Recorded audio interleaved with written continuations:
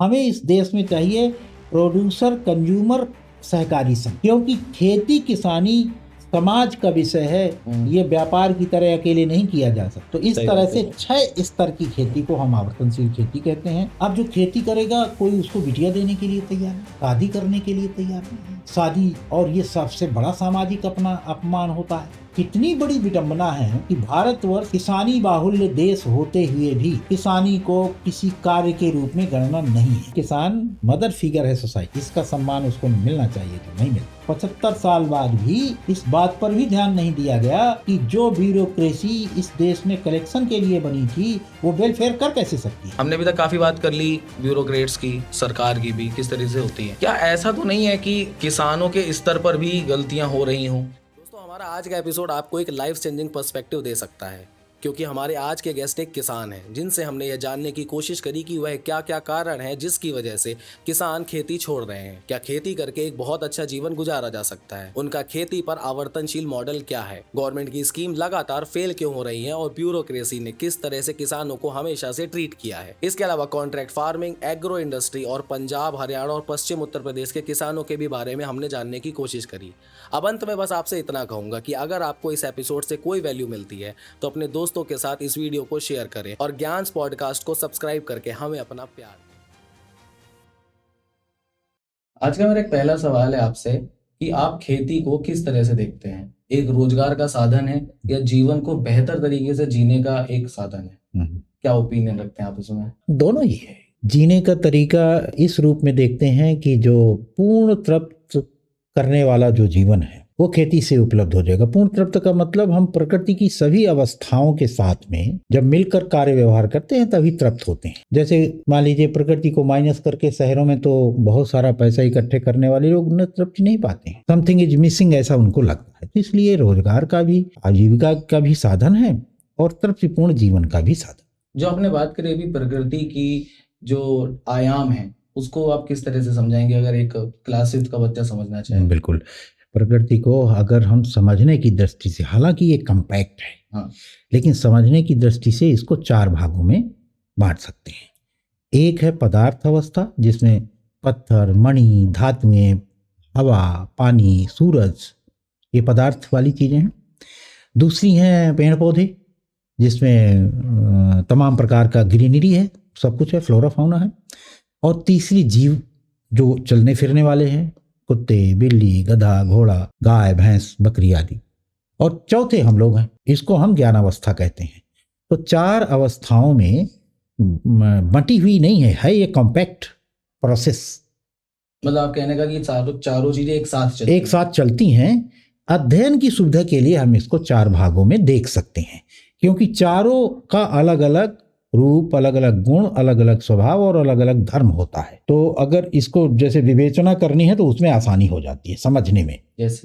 जैसे पेड़ पौधों में जो स्वभाव होता है वो सारक और मारक का होता है। माने कुछ पौधे ऐसे होते हैं जो पुष्ट करते हैं और कुछ पौधे होते हैं जो दूसरे प्राणकोशिकाओं को मारती हैं, जैसे तंबाकू। तो 2 कैटेगरी हो गई, अब 2 स्वभाव हो गए।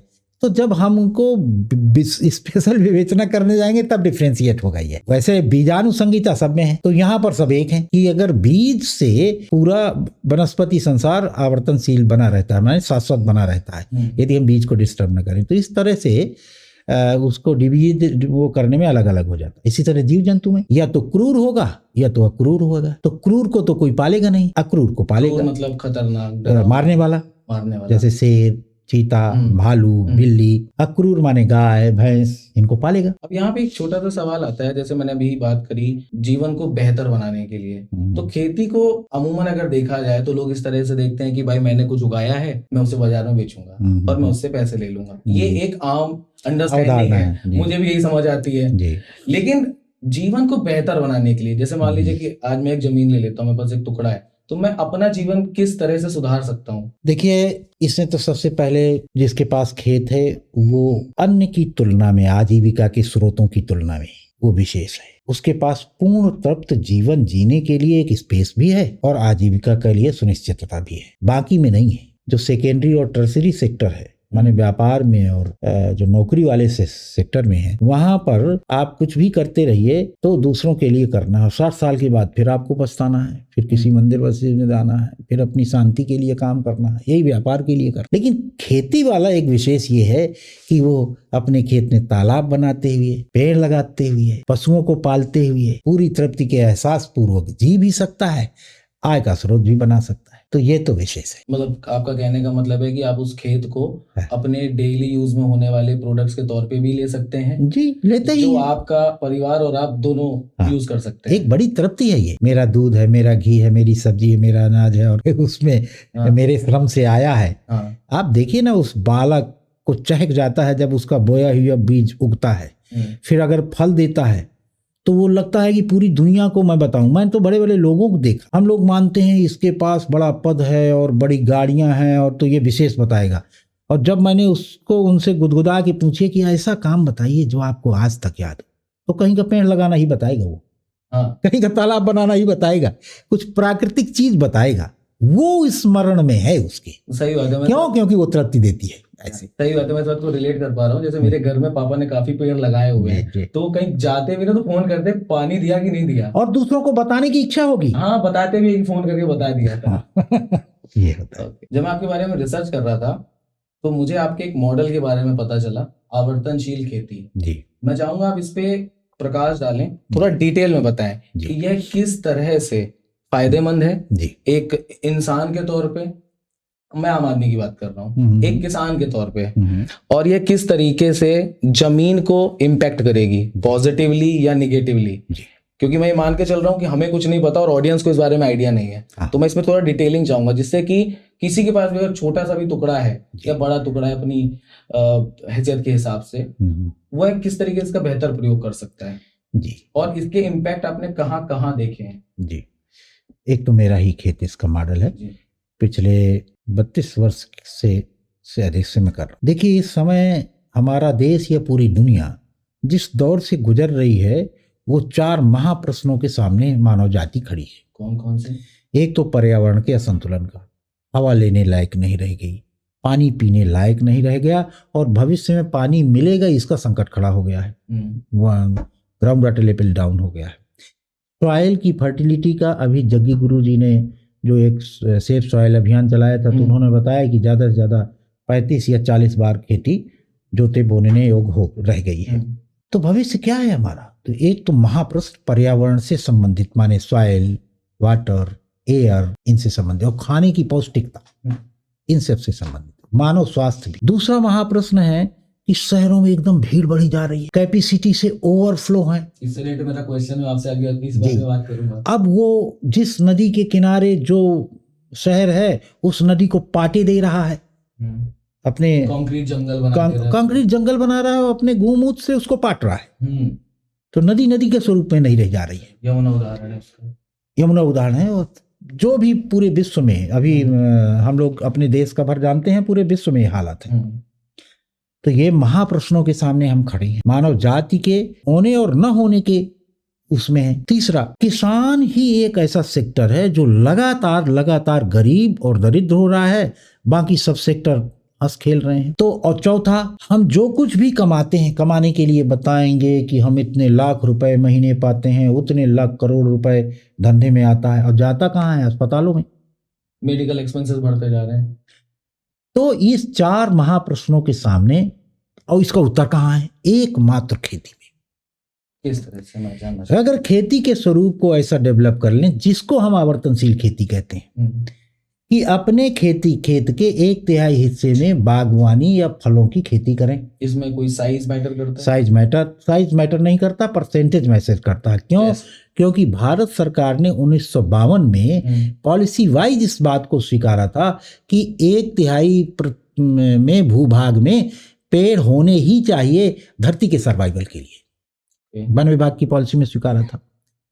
तो अगर हमारा खेत भी इस धरती का एक हिस्सा है, तो हमारे खेत में भी होना चाहिए। ये मैंने प्रयोग करके देखा है कि उससे उत्पादन भी बढ़ जाता है, लागतें घट जाती हैं, और अगली पीढ़ी को सेब खेत, जिस एरिया में हम बाग लगाते हैं, उसकी सॉइल फर्टिलिटी अगले पीढ़ी के लिए बढ़ जाती है। या तो उसमें जुताई बुआई बंद हो जाती है, उसमें एक्सेस एग्रीकल्चर एक्टिविटीज बंद हो जाती हैं, तो किसान की लागत भी घटती है और उत्पादन 4 से 7 गुना बढ़ जाता है। ये कैसे आप बढ़ाते हैं? जैसे 1 एकड़ खेत में जो मैक्सिमम उत्पादन और गेहूं और धान का है, यदि अमरूद का बाग लगा ले तो उससे लगभग 2 गुना 2.5 गुना, मतलब आम का बाग लगा क्वांटिटी वाइज उत्पादन बढ़ जैसे जाता 1 एकड़ खेत हो गया, हाँ, अब उसमें कितना उत्पादन तो किया जाए? हम 9 मीटर का रिकमेंडेशन करते हैं, हालांकि अब तो 200 के आसपास बताने 150 बताने लगे हैं, लेकिन हम 100 1 एकड़ में मानते हैं। और अगर हमने देसी प्रजाति का अच्छा अमरूद का पेड़ लगाया है तो एक पूरे सीजन में अमरूद 5 महीने तक चलता है, 2 से 2.5 कुंतल अमरूद देता है एक पेड़। तो 2 कुंतल या 1.5 कुंतल भी रख लेते हैं तो 150 कुंतल हो जाता है। और 1 एकड़ में किसी भी तरह से कोई भी उत्पादन लें, 150 कुंतल न धान होगा न गेहूं होगा न दोनों मिलाकर, तो उससे हमने कैलकुलेट किया अन्य उससे, तो ये 4 से 7 गुना 8 गुना तक साइज इसका उत्पादन का बढ़ता घटता रहता है। ठीक है। लागत घटती है, इसमें एक बार पेड़ लगा दिया, फिर इसके बाद साल भर में 1 बार या 2 बार सिंचाई या निराई गुड़ाई करनी है, फिर तो कुछ करना नहीं है। और जितना करना है उससे ज़्यादा उसमें कार्बन मटेरियल निकल आता है, माने लकड़ी निकल आएगी जलाने के लिए, आपके जानवर चर लेंगे, वो दूसरी तरह से कंपेंसेट हो जाता है, तो एक तरह से वो फ्री होता है। जबकि धान गेहूं लगाते हैं तो उसमें 60% हिस्सा उसी खेत में लागत के रूप में लग जाता है। 60% बीज, खाद, पानी और जो मैकेनिकल उसमें प्रयोग करते हैं, निराई गुड़ाई जुताई बुआई आदि में, और फिर ट्रांसपोर्ट का खर्चा अलग, तो ट्रांसपोर्ट का वो भी खर्चा अलग, ये तो सब बाहर से ही आएगा, सीधी बात है। तो ये पूरा उसमें चला जाता है, तो कुल बचत 7 से 8 गुनी अधिक होती है। और ये उसका भी अंतर होता है, आम में कुछ और ज़्यादा हो जाता है, अमरूद की तुलना में, तो इस तरह से ज़्यादा ही होता है। और उसका एक कारण भी है कि जब हम बाग लगाते हैं तो जमीन के 1.5 से 2 फुट गहराई तक जमीन का प्रयोग करते हैं, जब फसल लगाते हैं तो 4 इंच 5 इंच 6 इंच अधिक। सही बात है। तो हम जितनी जमीन का उपयोग करेंगे उतना ज़्यादा उसका रिजल्ट आएगा। तो इस तरह से बागवानी से उत्पादन भी बढ़ेगा, पर्यावरण संतुलन भी होगा। कल्पना कर लीजिए अब कि हर काश्तकार यदि नीतिगत स्तर पर इसको स्वीकार ले, अंतर्राष्ट्रीय स्तर पर, तो पूरी धरती की 1/3 में तो बाग लग गया, तो एयर पॉल्यूशन का तो संकट ही खत्म हो जाएगा। तीसरा क्या होगा, समय पर बरसात होनी शुरू हो जाएगी। लगभग इसमें कितना समय लगेगा? अगर मान लीजिए कि एक देश में इस मॉडल को अपना लिया जाता है तो लगभग कितना समय लगेगा बैलेंस होने में? जैसे अभी मैं देख पा रहा हूँ, मुझे आज भी याद है कि 2008 में जो मेरे भैया की शादी थी, तो 22 नवंबर को जितना कोहरा था, आज 9 दिसंबर है और अभी तक कोहरा नहीं है जी। कितना बड़ा फर्क है। तो इसमें लगभग कितना समय लगे अगर ऐसा एक मॉडल अपना लिया जाए? देखिए, हम तो प्रयास यही हमारा है कि सरकारें इसको नीतिगत रूप में अंतर्राष्ट्रीय स्तर पर स्वीकार लें कि मानक ये है, मानक ये, और सरकारें बताएं कि उसको कितने दिन में पूरा कर लेगी। और इसमें समय मैटर नहीं करता है, ये मनुष्य की इच्छा शक्ति के ऊपर निर्भर करता है। उसका टाइम शेड्यूल तो किसी पेड़ का 4 साल का है, किसी का 5 साल का है, किसी का 2 ही साल का है, तो ये डिपेंड करता है, अलग अलग किसका चूज करते हैं। तो इसमें समय मैटर नहीं करता, इच्छा शक्ति मैटर करता है। हाँ, मतलब ये भी कह सकते हैं कि नेचर खुद को रिवाइव भी कर लेता है, अन्य कोरोना में हमने देखा। हाँ, करता है। तो इस तरह से एक तो ये है। दूसरा पार्ट है आवर्तनशील खेती का, दूसरा स्टेप है खेत में जितना पानी लगता है उस पानी के अनुपात में तालाब बनाना, क्योंकि मनुष्य जाति का केवल ऊपर वाला पानी है, बरसात वाला। जमीन के नीचे का पानी अपराध है, ये धरती के बैलेंस के लिए। अच्छा, जैसे लोग घर पे लगवा लेते हैं जेट वगैरह, तो वो अपराध है, मतलब उसको कैटेगरी में अपराध के ही डालेंगे। अच्छा, क्योंकि मनुष्य कल्पना और कर्म में स्वतंत्र है, वो कुछ भी कर सकता है, लेकिन परिणाम भोगने के लिए परतंत्र है। तो उसका नतीजा ये निकल रहा है कि पहली बार कहीं 60 फुट से निकाल लिया, फिर धीरे धीरे वो 300 फुट गया, 700 फुट गया, इसका कोई अंत है? इस बात से मैं सहमत हूँ। हमारे आसपास काफी सारे लोगों ने जो लगवाया, 200 फुट पे भी पानी नहीं आ रहा है, और एक समय आ जाता था आराम से। तो ये तो पता चल गया कि ये नीचे जा रहा है, तो उसकी कल्पना भी कर सकता है कि कब तक ले पाएंगे। सही बात है। अब उसको पानी तो हमें निरंतर चाहिए, तो उसके लिए तालाब चाहिए। तो अगर हर खेत के उतने प्रोपोर्शन में तालाब होगा जितना प्रोपोर्शन पानी अंडरग्राउंड लेता है, और ना लेना पड़े तो बहुत बढ़िया है, अगर लेता है उतना भी करता है तो भी कहीं तो रुकेगा ये बैलेंस। तो दूसरा स्टेप ये है। तीसरा स्टेप आवर्तनशील खेती का है, खेत में जितने मात्रा में उत्पादन लेते हैं क्वांटिटी वाइज, वो ठोस कार्बन के रूप में लेते हैं। और उस कार्बन को हम उसका कोई विकल्प नहीं दे सकते हैं, उसके लिए हमें सॉलिड खाद की ही जरूरत होगी। तो उसके अनुपात में जितनी हमें उत्पादन लेते हैं, पशुओं को रखना पड़ेगा, और अलग अलग प्रकार के पशुओं को रखना पड़ेगा। अनुपात किस तरह से? अनुपात इस तरह से कि मान लीजिए 1 एकड़ में हम दोनों फसलें मिला के 50 से 60 कुंटल निकालते हैं। उसका हे हस्क भी निकाल लेते हैं, तो जोड़ लेते हैं, वो भी ठोस मटेरियल है। तो 50 से 60 कुंटल 1 एकड़ में मान लीजिए कानपुर के इलाके में निकालते हैं। तो 50 और इसको कंटिन्यूअस उसकी उर्वरता को बनाए रखने के लिए कम से कम 80 कुंटल हमें उसमें कंपोस्ट देनी चाहिए। अब सुनने में बहुत ज़्यादा लगता है कि 80 कुंटल तो बड़ी वो है, कैसे आएगी? एक गाय एक दिन में 10 किलो गोबर देती है, एक महीने में 3 कुंटल, और 12 महीने में 36 कुंटल। और 36 एक सिस्टम किसान बनाए रहते हैं, और उसको थोड़ा सा और जागरूकता आ जाएगी तो और अच्छे से बना लेगा। उसको एक निश्चित विधि से, माने उसमें सूखा चारा, पेड़ों से प्राप्त पत्तियां, टहनियां रोज रोज नहीं निकलती हैं, उसका एक लेयर बनाते जाना है और उसी के ऊपर गोबर डालते जाना। वो 2 महीने, 3 महीने, 4 महीने में 60 से 70 दिन से लेकर 80-90 दिन के बीच में उसको मॉइस्चर दिया जाए, वो शानदार कंपोस्ट तैयार हो जाती है, पौष्टिक। उसकी गुणवत्ता को बढ़ाने के लिए 1 एकड़ में 2-4 बकरियों का, क्योंकि बकरियों के गोबर में मिनरल बहुत होता है, मिनरल बहुत होता है जी। इसी तरह जितने पक्षियां हैं उसमें कैल्शियम और फास्फोरस होता है, कुछ उनका भी। तो अपने पशुपालन में कुछ पक्षी ऐसे प्रजाति कुछ के, और उदाहरण और कैसे हो सकता है? तो उसको मिक्स कर देंगे। कौन सा उदाहरण? जैसे आपने पक्षियों के में बताया कैल्शियम होता है, हाँ, बतख है, बतख में क्या होता मुर्गी है? है, कैल्शियम और फास्फोरस। कैसे तो अधिकता होती है या बैलेंस होता है? अरे वो लिक्विड, उसको आप घोलिए तो घुलनशील फॉर्म में दे देते हैं। ओके। दुनिया में कोई मशीन अभी तक नहीं बनी है कि फास्फोरस को घोल के दिया जा सके। हाँ, वो तो है। फास्फोरस एक पैसिव हाँ। उसके एटम्स होते हैं, तो उसको लेने के लिए पौधे को जाना पड़ता है, और उसको घोल के वहां तक नहीं पहुंचा सकते। लेकिन अगर मुर्गी और बतख के या किसी भी पक्षी के बीट को उसको पानी में घोल दिया जाए, 36 घंटे तक उसको इवैक्यूलेट हुए देना जाए, तो वो एक घुलनशील कंपाउंड के रूप में कैल्शियम होता है, जो टूट के नाइट्रोजन बनाता है। शानदार कालापन आ जाएगा तुरंत, और बाकी तत्व भी उसको मिल जाएंगे। तो इस तरह वो खाद की बना के उसको अपने खेत में डाले। 1 एकड़ से कितना लिया था? 50-60 कुंटल। वो तैयार हो जाएगी 70-80 कुंटल एक ही गाय से। तो सुनने में बहुत ज्यादा लगता है, करने में नहीं। करना तो चाहे 1 गाय रखें चाहे 10 गाय रखें, हमें सवेरे 1 घंटा आधा घंटा तो उनके लिए देना ही पड़ता है। उसको एक सिस्टम से कर लें तो आराम से वो पहुंच जाएगा। तो इस तरह से ये तीसरा स्टेप है खेत के अनुपात में पशुपालन। ये तो कॉस्ट इफेक्टिव भी काफी हो गया। बिल्कुल कॉस्ट इफेक्टिव, भाई खाद बाहर से लेनी नहीं पड़ेगी, आपके पैसे बचेंगे, आपके पैसे भी बचेंगे। आप निरंतर, आपका खेत लगातार उत्पादक होगा, जो उससे पैदा करते हैं उसकी क्वालिटी अधिक अच्छी होगी, पौष्टिक ज्यादा होगा, तो निश्चित रूप से दाम भी अच्छा मिलेगा। और सबसे बड़ी बात है कि सुख मिलता है, उससे खुशी मिलती है। जब कोई भी किसान को मैं देखता हूँ अपने ही खेत में जहर डालता है तो उसको तनाव भी बहुत, उसको अंतरात्मा में दुख होता है, वो सुख भी मिलेगा उसमें।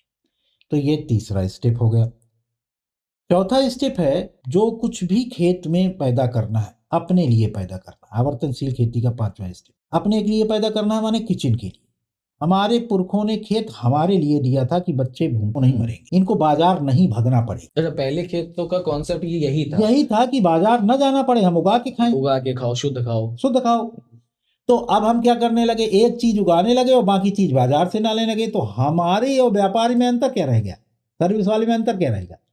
तो हमारे खेत का ऐसा डिजाइन हो कि मसाले, दालें, अनाज, मिलेट्स, दूध, घी, मक्खन, जो कुछ भी खाना है वो अपने खेत में पैदा करें। बेसिकली कुटीर उद्योग के तौर पे भी आप कह नहीं, किचन के लिए। हमारे किचन में जितना अनाज लगना है हमारे खेत से आए, दालें लगनी है खेत से आए, मसाले लगने हैं तो खेत से आए। और 5वां स्टेप है कि जो कुछ भी हमारे खाने से बचे उसको प्रोसेस करके मार्केट में सेल करें। क्यों करें?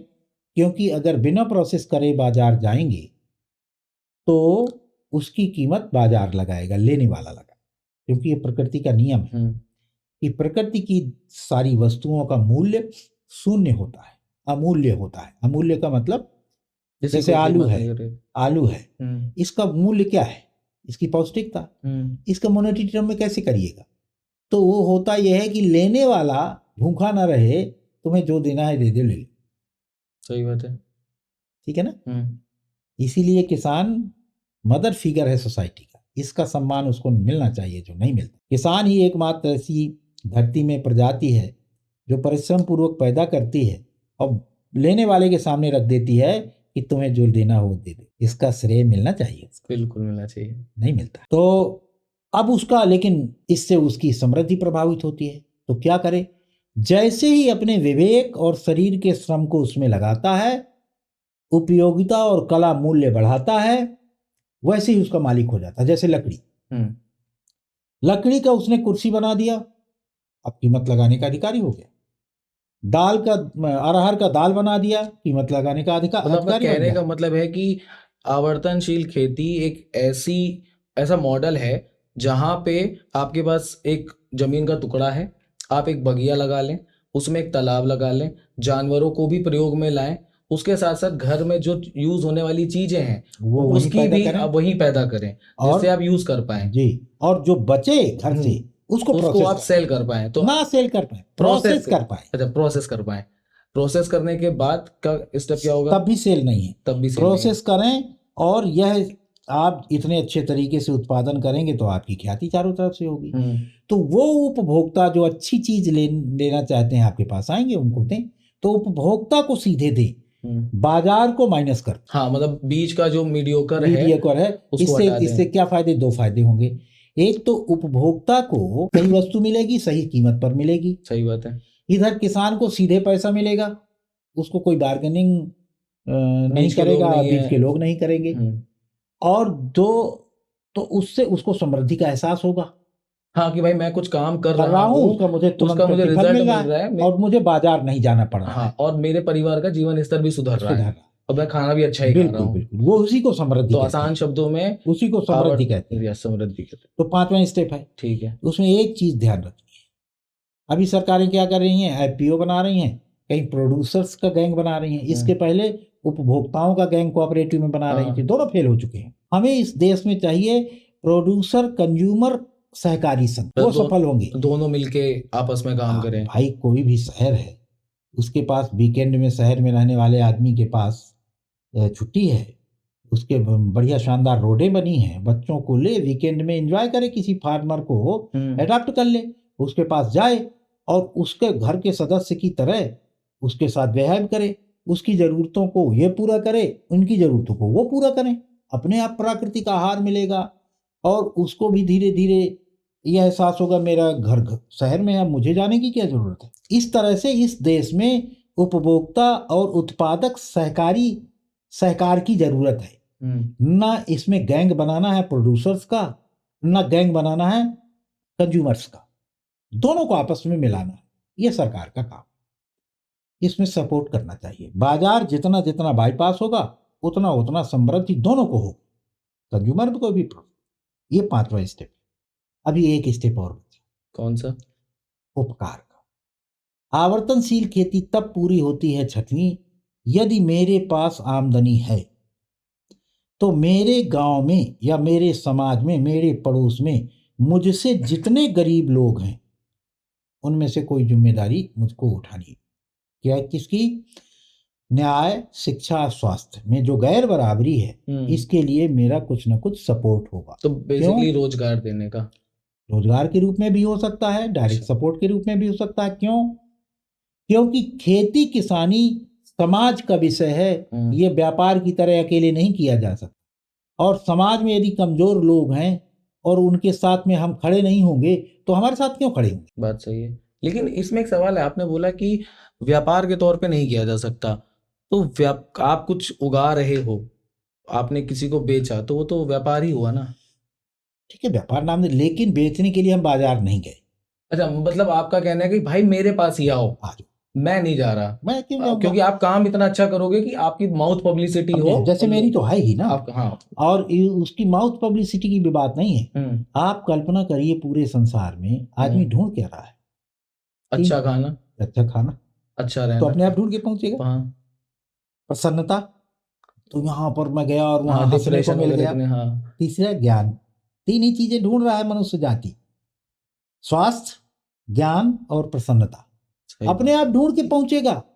देखिए ना आप, दिल्ली के लोग 300-300 किलोमीटर, 400-400 किलोमीटर एक्सप्लोर करते हैं कि हाँ, वहां पर हम माउंटेन कॉलिंग। है ना। हाँ, तो इस सही तरह बात से है। 6 स्तर की खेती को हम आवर्तनशील खेती कहते हैं। ये कोई भी छोटा टुकड़े में भी एम्प्लॉयबल है और एम्प्लीकेबल है, और बड़े टुकड़े में भी इम्प्लीकेबल है। इसमें रेशियो का मामला है। मैं इस पे आने वाला था कि मान लीजिए कि मेरे पास 1 एकड़ लैंड है, उस 1 एकड़ में क्या रेशियो हो सकता है, उस हिसाब से आप कैलकुलेट कर सकते हैं। रेशियो सेम है।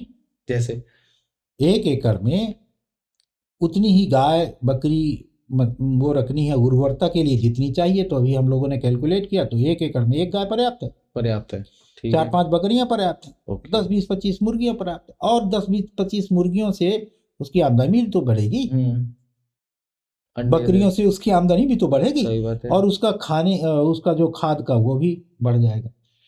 इसी तरह तालाब का रेशियो 1 एकड़ में जितना पानी लगता है, उस पानी के हम लोगों ने कैलकुलेट किया, किसी किसी इलाके में 5% हिस्से पर्याप्त है एक तालाब के लिए, तालाब। मतलब 1 एकड़ का 5% का आप रेशियो और किसी निकालें। किसी में 10%। जहाँ सीपेज ज्यादा है वहाँ 10%, और जहाँ अभी हम रायबरेली साइड गए थे वहाँ पर कंपैक्ट मिट्टी है, वहाँ पर 5% इनफ। और हम उसकी गहराई बढ़ाकर वाटर रिचार्ज भी करना है और सही उसको बात है। प्रयोग भी करना है, तो हम गहराई बढ़ा हाँ, लेंगे। वो टंकी थोड़ा बना रहे हैं कि बस भर दिया। मछली अलग से उसमें पाल सकते हैं, और उस पानी से 40%, 30 से 40% उत्पादन अपने आप बढ़ जाता है। और पानी की धारिता होने की वजह से जो फसलें 5 या 4 पानी में आती हैं, तालाब के 2 पानी में आ जाएंगी। ये कैसे होता है?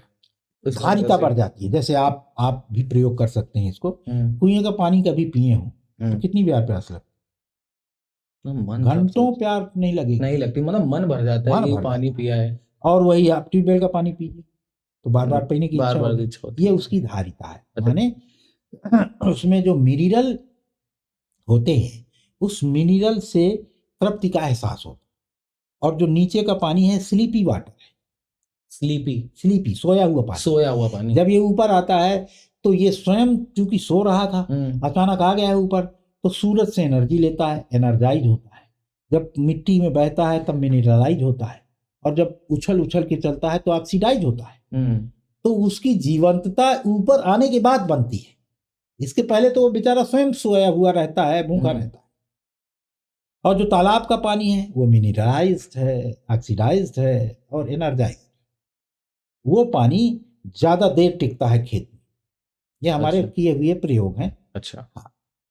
तो ऑल इन ऑल कहने का मतलब है कि आपकी लैंड भी सही रहेगी, उसकी सॉइल भी सही रहेगी, आप खाना खाओगे वो भी ऑर्गेनिक होगा, अच्छा होगा। और कहीं ना कहीं आप जो ऐसे प्रोडक्ट जो छोटे मोटे खेती कर रहे हो, घर के लिए सामान भी आप यूज़ कर सकते हो, और अगर एक्सेस होता है तो आप उसे सेल भी कर सकते हो। तो ऑल इन ऑल अच्छा खाओ, और उसे पैसे भी अगर बन पा रहे हैं बनाओ, और अपना जीवन स्तर सुधारो और समाज का हित भी करते रहो। हाँ, क्योंकि आपने किसी ना किसी को रोजगार देंगे, क्योंकि सारा काम करना एक के लिए तो संभव नहीं है।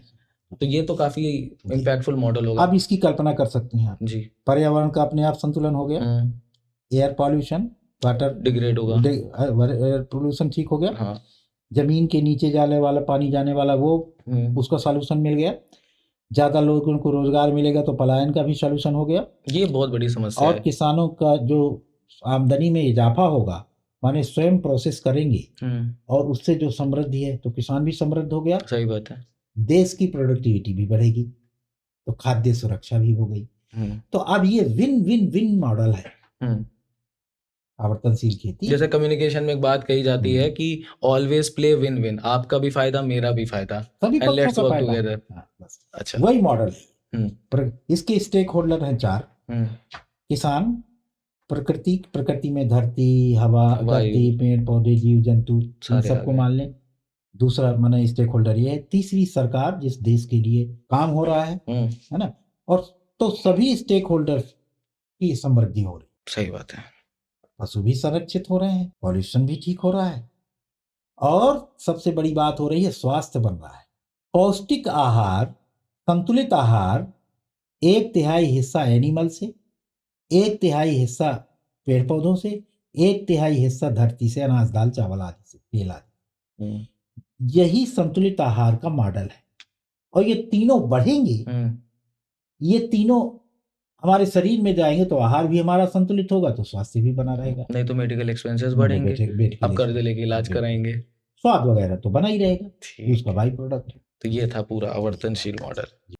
अब बात खेती पे ही कर रहे हैं, तो एक छोटा सा सवाल और आता है कि किसान खेती छोड़ क्यों रहा है, क्यों वो दूसरे उद्योगों की तरफ जा रहा है या नौकरियों की तरफ जा रहा है। अगर आज के समय पे गांव की तरफ जाएं, और हम लोग जहाँ से हैं वहाँ तो गांव ही है, ज्यादातर गांव का जो युवा वर्ग है, यूथ है, वो या तो सरकारी नौकरी की तरफ जा रहा है या फिर पलायन के तौर पर है कि जा रहा है दूसरे राज्य में नौकरी करने। तो क्या ऐसे कारण बन रहे हैं? सरकार सुविधाएं नहीं दे रही क्या? लीपा पोती करके रखी शासन ने, प्रशासन ने, या उसको सम्मान महसूस नहीं होता? क्योंकि मुझे ऐसा पर्सनली लगता है कि हर व्यक्ति को अपने काम का सम्मान चाहिए होता है। पैसा तो ठीक है, हर कोई कमाएगा, मैं भी काम कर रहा हूँ, मुझे भी पैसे चाहिए, आप भी कर रहे हैं, सबको अपना घर परिवार चलाना है, तो अप्रिसिएशन चाहिए। तो आपकी हिसाब से क्या कारण बन रहे हैं कि लगातार किसान खेती छोड़ रहा है? अब एक सवाल और भी आ जाता है कि कहते हैं ना कि भाई नहीं करेंगे तो क्या हुआ, हम दूसरे देश से मंगा लेंगे, तो भाई वहां भी तो कुछ प्रॉब्लम आएगी। तो क्या सॉल्यूशन हो सकते हैं इसके, और क्या ऐसे कारण है? थोड़ा मैं चाहूंगा डिटेल में बात करें इसमें। इसके 3 कारण हैं। जैसे एक तो उसका व्यक्तिगत कारण है, सरकार खूब प्रोपोगेट करती रहे, लेकिन किसान समझदार है तो वो इस तरह के मॉडल को अप्रोच कर सकती है, जिससे बीज में, खाद में, पानी में, ऊर्जा में, सब जगह उसका पैसा लग रहा है, जुताई में, बुआई में, कटाई में। अब आज की तारीख में जो किसान खेती कर रहा है, तो किसान थोड़ी खेती कर रहा है, पैसा खेती करवा रहा है। जैसे जुताई भी पैसे से, किराए में ट्रैक्टर लिया, जुता लिया, किराए में बुआ लिया, किराए में कटा लिया, पैसा देकर ही कटा लिया, पैसा देकर ही सारा काम हो रहा है। तो कहने का मतलब ये है कि अगर एक व्यक्ति के पास लैंड है तो वो खुद नहीं बैठ रहा है, उसने लोगों को लेकर के रखा है, मशीनें हायर कर ली हैं, लेबर हायर कर ली है, और कहने खेती करो, पैसे के दम पर करवा रहा है, और पैसे के दम पे करवा रहा है। तो इससे नुकसान क्या हो रहा है? उससे नुकसान क्या है कि सारा पैसा उसका बीज वालों के पास, खाद वालों के पास, ट्रैक्टर वालों के पास, डीजल वालों के पास, पेट्रोल वालों के पास, बिजली वालों के पास चला जाता है। अच्छा, 10-5% उसके पास बचता है, तो उसमें वो कर्जे में लगा रहता है।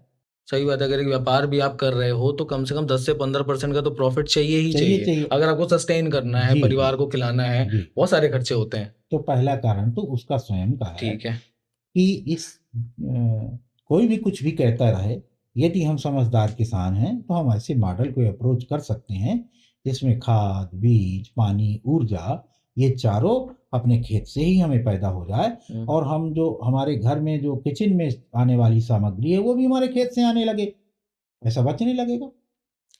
दूसरा, इसमें खेत भी बर्बाद हो रहा है, वो रिपीट करने की जरूरत नहीं है, पर्यावरण भी असंतुलित हो रहा है, और यही कारण हमने है काफी कि बातें करी इस बारे में। हाँ, खेती छोड़ने के लिए वो मजबूर हो जाता है, क्योंकि साल 10 साल कर्ज से लदता चला जाता है, और जिस बैंक से लेता है उसकी ब्याज भी देनी पड़ती है, ब्याज रात दिन चलती है। फसल तो 1 या 2 बार आएगी या 3 बार आएगी ज़्यादा से ज़्यादा, तो जो रात दिन चलती है उसको कैसे पा पाएंगे? तो वो कर्ज से लद फंद जाता है और छोड़ने के लिए छटपटाता है। दूसरा कारण है सामाजिक। अब जो खेती करेगा कोई उसको बिटिया देने के लिए तैयार नहीं है, शादी करने के लिए तैयार नहीं है, शादी, और ये सबसे बड़ा सामाजिक अपमान होता है। ये लड़कों के साथ भी शायद प्रॉब्लम हो रही है ना, लड़कों की ही, लड़कियों के लिए तो किसान लोग अपनी जमीन जायदाद बेच बांच के शहर में रहने वाले या नौकरी करने वाले बच्चों के साथ कर देते हैं, लेकिन उनके लड़कों की शादी कोई नहीं करता। इस वजह से खेती छोड़ने का एक सामाजिक दबाव है।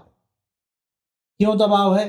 क्योंकि कोई अब शादी नहीं होगी तो बेचारे ये तो अपमान भी हुआ, है ना। तो दूसरा बड़ा कारण ये है। तीसरा कारण है नैतिक कारण, पॉलिसी, नीतिगत कारण। जो सरकार जिस तरीके की पॉलिसीज ला रही है वो इम्प्लीमेंट नहीं हो पा रही। नहीं, वो ला ही नहीं रही। ला ही नहीं रही। ला ही नहीं। सरकार, देखिए मैं आपको एक छोटा सा उदाहरण बताता हूँ। जी बिल्कुल, किस तरह उदाहरण से? के तौर पे ही जाने तो ज्यादा सही है। जैसे एक व्यक्ति के 3 लड़के हैं। जी एक लड़का नौकरी करने चला गया, ठीक है। सरकारी नौकर हो गया और आईएएस अधिकारी हो गया। हम्म, दूसरा लड़का व्यापारी हो गया, बढ़िया जीएसटी भरता है और व्यापार करता है। और तीसरा लड़का खेती करने लगा। तो क्या ऐसा कोई कानून है कि जो अधिकारी हुआ है वो अपनी आमदनी तीनों भाइयों में बांटेगा? बिल्कुल नहीं। क्या ऐसा दूसरा कानून है कि व्यापारी अपने तीनों भाइयों में बांटेगा? नहीं, और किसान? सही बात है। ये नीतिगत दोष है ना। हम्म, तो कैसे जो भाई किसानी कर रहा है कैसे स्थायी रूप से सोच सकता है? उसको पता है ये लोग वहां से भी कमा रहे हैं और मेरी भी छीन ले जाएंगे, तो वो बेचारा टाइम पास करता है और इधर अपने पत्नी और बच्चों से लानत पलातत खाता है कि तुमने कुछ नहीं किया, तुमने कुछ नहीं किया।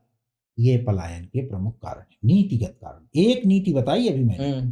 और भी मैं ऐसी चाहूंगा और बताएं। ऐसी बीसियों नीतियां हैं जो जैसे? किसानों के फेवर में नहीं है। जैसे सबको पता है कि माने परिवार बढ़ेगा तो परिवार बढ़ेगा तो खेत आपस में बटेगा। बटेंगे। ऐसे कानून बना रखे हैं, अभी इतनी भी सुविधा किसानों को नहीं दी जा रही है कि अगर उसके 4 चक हैं और 4 लड़के हैं तो चारों में 4-4 हिस्से होंगे। उनको यह अधिकार नहीं है कि आपस में एक्सचेंज कर। अच्छा। दूसरी पीढ़ी को जो जाएंगे तो हर परिवार में बराबर बराबर जाए। तो अगली पीढ़ी में क्या हो गया? एक आदमी के 4 जगह खेत हो गए और पूरे परिवार के 4 जगह खेत हो गए। दूसरी पीढ़ी में 8 जगह हो गए। अब एक आदमी कैसे मैनेजमेंट कास्ट को बियर कर पाएगा जब उसके जमीन छितराई हुई है? मैं आपकी बात से एक और बात पे ये नीतिगत दोष है। इसमें एक निर्णय ले लेना है कि गांव स्तर पर अधिकार दे दीजिए कि लोग आपस में एक्सचेंज करने के लिए, और उसमें आपको थोड़ा बहुत रेवेन्यू लेना है तो वो भी ले लीजिए, वो भी किसान लोग दे देंगे। लेकिन मैनेजमेंट कास्ट उनकी घट जाएगी यदि आपस में आ जाएंगे। तो इस तरह से नीतिगत स्तर पर बहुत लैकुना है जो किसान को किसानी करने से प्रोत्साहन देने के बजाय उसको हतोत्साहित करती है। ये मैंने 2 मोटा मोटी उदाहरण बताए। सही बात। मैं आपकी बात से इस तरह से एग्री कर पा रहा हूँ। मेरे पास ऐसा कोई उदाहरण नहीं है जो एक प्राउड किसान का हो। अमूमन मैंने देखा है जिनके पास जमीनें बहुत हैं वो या तो ठेकेदारी कर रहे हैं या उनके पास किसी तरीके का व्यापार है बहुत बढ़िया, अच्छा या है। वह किसी तरीके की नौकरी में है। हाँ। तब उनके पास 30-40 बीघा है और तब वो बता रहे हैं कि भाई हमारे पास 20-25 बीघा जमीन है। लेकिन उसका ऐसा कोई उससे घर नहीं चल रहा है हाँ उनका। उससे लेकिन उनका घर नहीं चल रहा है। उनकी मेन इनकम के जी। अदर बिजनेसेस से ही आ रही है। जी। फिलहाल अभी तक मैंने उदाहरण देखा और आप जो बात बता रहे हैं मैं इसीलिए पूरी तरीके से सहमत हुआ कि बात सही है कि मेरे पास अभी कोई उदाहरण नहीं आया। मेरे कई सारे दोस्त हैं लेकिन उन सबके अपने सोर्सेज हैं इनकम के। मेन इनकम का और सोर्स उनका देखिए, खेती और नहीं है। मेरे ध्यान में एक चीज आ गई। जी इस देश में 7,000 के आसपास पद्मश्री अवार्ड दिए गए। जी अभी हम लोगों ने पिछले 4-5 वर्षों से कुछ इधर उधर बातें करनी शुरू की, उसकी वजह से कुछ किसानों को पद्मश्री दिया गया, लेकिन उनके नाम के पीछे लिखा रहता है अदर। खेती के लिए नहीं उनको पुरस्कार मिला है। उनका नाम होगा फलाने और उसके पीछे लिखा जाएगा अदर, माने खेती को किसी भी प्रकार के कार्य में गणना नहीं है। तो कितनी बड़ी विडंबना है कि भारतवर्ष किसानी बाहुल्य देश होते हुए भी किसानी को किसी कार्य के रूप में गणना नहीं है। पूरे संविधान में किसान शब्द की परिभाषा भी नहीं। ये इन्फॉर्मेशन काफी नई होगी लोगों के लिए, शायद मैंने तो कभी माइंड नहीं किया। हम हर साल देखते हैं कि पद्मश्री मिला, पद्म भूषण मिला, बट अदर वाला अब मैं माइंड करूंगा। माइंड करिए इसको। और किसान शब्द परिभाषित नहीं है। उसका परिणाम क्या जा रहा है? किसानी कोई काम ही नहीं मानी जा रही। तो ये एक तरह से ये डिमोरलाइजेशन। इसमें हमने कई चिट्ठियां लिखी हैं कि किसानी को राष्ट्रीय कार्य घोषित, भाई राष्ट्रीय कार्य घोषित। जब कोई माननीय मंत्रीगण, ब्यूरोक्रेट्स जब कहीं एक पेड़ लगाते हैं तो गर्व से कहते हैं मैंने राष्ट्रीय कार्य। इसमें एक छोटा सवाल है मेरा, जी। मैं बस इंटरप्ट कर रहा हूँ। अमूमन होता है सरकार किसी ना किसी तरीके का एक प्रोग्राम लाती है जहाँ पे बात होती है 3 करोड़ पेड़ लगाए जाएंगे और देखने को मिलता है कि 2 घंटे में पेड़ लग गए। कितनी सच्चाई है इन सारी बातों में? तो उसमें हमसे उत्तर मत मांगिए, वो हमारे से लेना देना नहीं है, वो तो सब जगह भ्रष्टाचार है, वहाँ भी है। तो लेकिन जो मैं आपका ध्यानाकर्षण इसमें करवाना चाहता हूँ कि पेड़ लगाने को यदि राष्ट्रीय कार्य मानते हैं, खाद्यान्न उत्पादन को राष्ट्रीय कार्य मानते हैं, जल संरक्षण को राष्ट्रीय कार्य के नाम से बजटें निकलती हैं, तो भाई किसान तो यही कर रहा है। पूरी किसानी को राष्ट्रीय कार्य घोषित कर दीजिए आप। जैसे ही राष्ट्रीय कार्य घोषित होगा, रिवर्स माइग्रेशन चालू हो जाए, सही बात है। तो उसकी पहचान हो जाएगी। अभी जैसे कोई आदमी किसी आईएएस अधिकारी के पास या इंटरव्यू में जाता है, तो कोई बच्चा जिसका पिता व्यापारी है तो गर्व से कहता है मेरे पिताजी व्यापारी ये वाला काम करते हैं, व्यापारी। नौकर वाला भी चाहे उसका चतुर्थ श्रेणी कर्मचारी हो, फिर भी कहता है मेरे पिताजी फला जगह चतुर्थ श्रेणी प्राउडली बताता है कि मैं सरकारी आदमी हूँ। सरकारी। किसान का बेटा क्या कहता है? मैंने तुम्हारे देखा है पिताजी क्या करते हैं? तो क्या कहेगा पहला बात? कुछ नहीं सर। माने किसानी बाहुल्य देश में किसानी कुछ नहीं है कि मायने हो गई। जब मैं पढ़ाता था तो ये मैंने क्लास में देखा है कि अगर पूछ लिया स्टूडेंट से कि भाई पिताजी क्या करते हैं, ऐसा कोई निगेटिव नहीं होता था कि हम कुछ सोच के बात कर रहे हैं, लेकिन वो यही कहते थे कि कुछ नहीं, या फिर अरे किसानी करते हैं सर। तो मतलब वो अरे एक शब्द जो आया ना, तो उसे लगा कि उसको हीन भावना तो महसूस हो रही है बताने में कि मैं क्या ही बता दूं। और ये बहुत दिनों से करवाया गया है।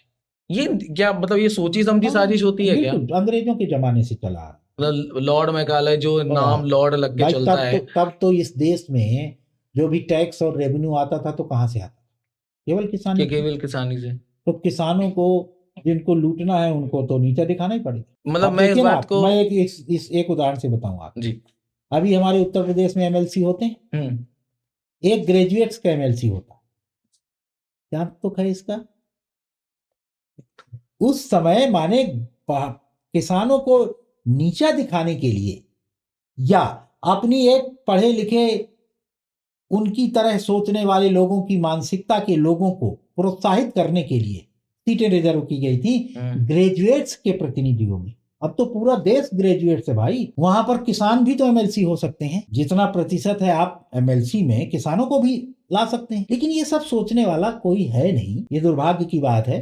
और कहने के लिए बहुत सारे अपने को क्लेम करते हैं कि वो किसान नेता हैं, तो दरअसल किसान जिस तरह से आईएएस का लड़का होने भर से आईएएस नहीं हो सकता, जिस तरह से व्यापारी का लड़का बिना व्यापार किए व्यापारी नहीं हो सकता, बिना परीक्षा दिए आईएएस नहीं हो सकता, इसी तरह से किसान का बेटा होने और दुनिया भर के दूसरे आय के स्रोत होने से किसान नहीं हो सकता। किसान की परिभाषा सरकार उसको संसद में संविधान में करनी चाहिए।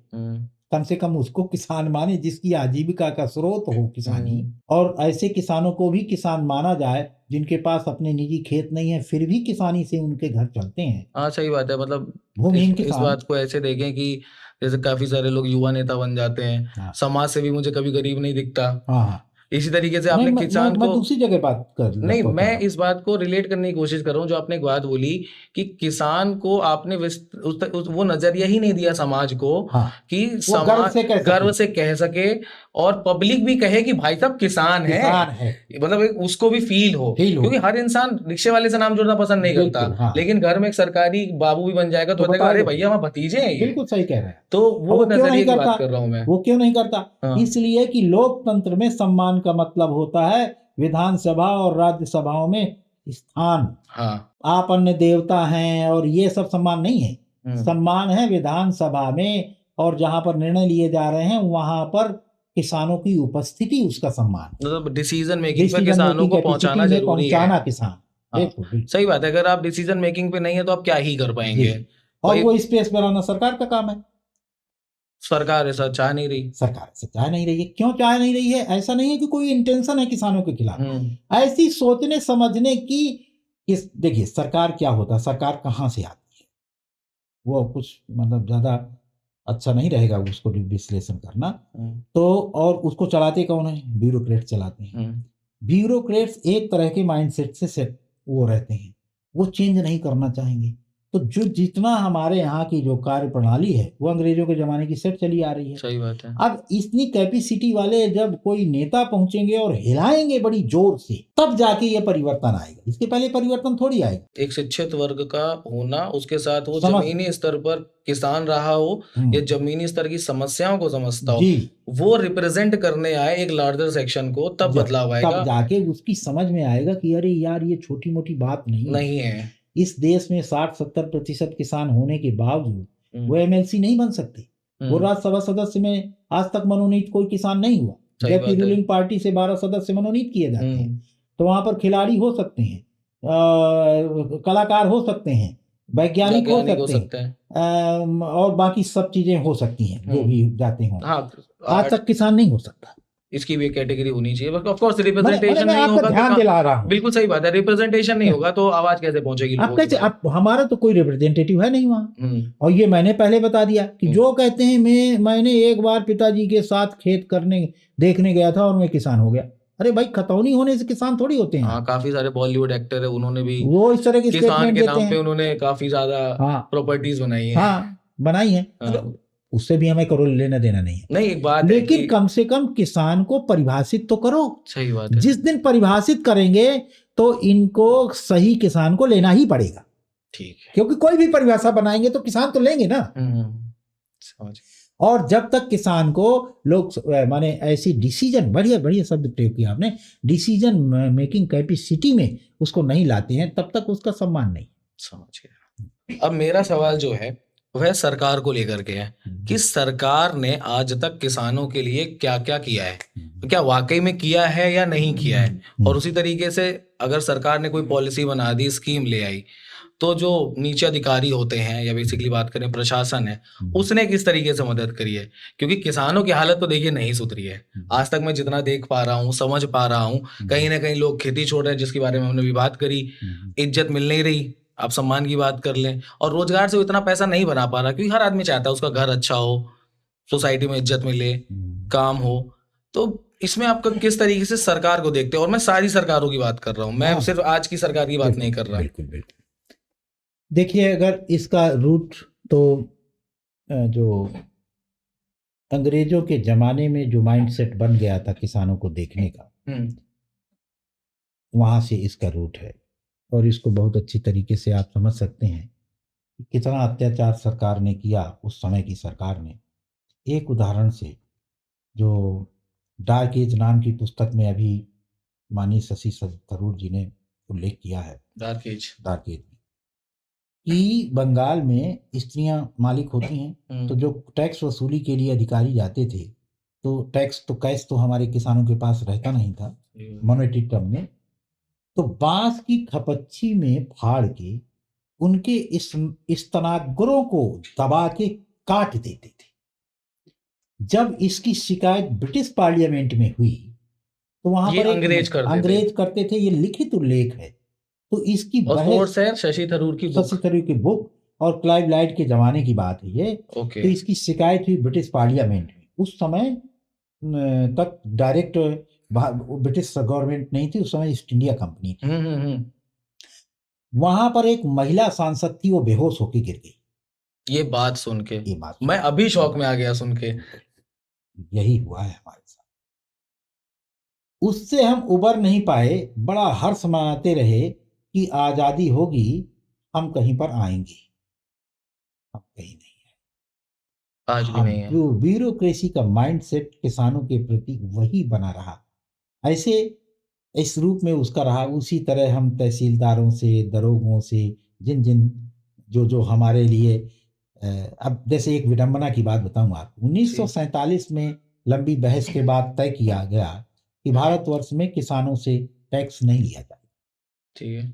तो कुछ लोगों ने कहा कि नहीं लिया जाएगा तो खतौनी में नीचे जो वो वाला कॉलम है कि इसकी इतना मालगुजारी है, इसको खत्म कर दीजिए। तो वहां पर किसी ने सलाह दिया, नहीं, इसको बनाए रखने के लिए बहुत ज़रूरी है। तो अभी भी हम लोग 10-20 पैसा उसका मालगुजारी, केवल ये ध्यान दिलाने के लिए कि हम उसके असल मालिक नहीं है। हमारी खतौनियों में लिखा जाता है कि इतनी आपको टैक्स देना है। टैक्स के तमाम प्रारूप, कहीं रैयतवाड़ी, कहीं मालगुजारी, कहीं कुछ नाम है, ये सब किसानों को लगता है, लगता ही है, अभी भी लगता है। ठीक है।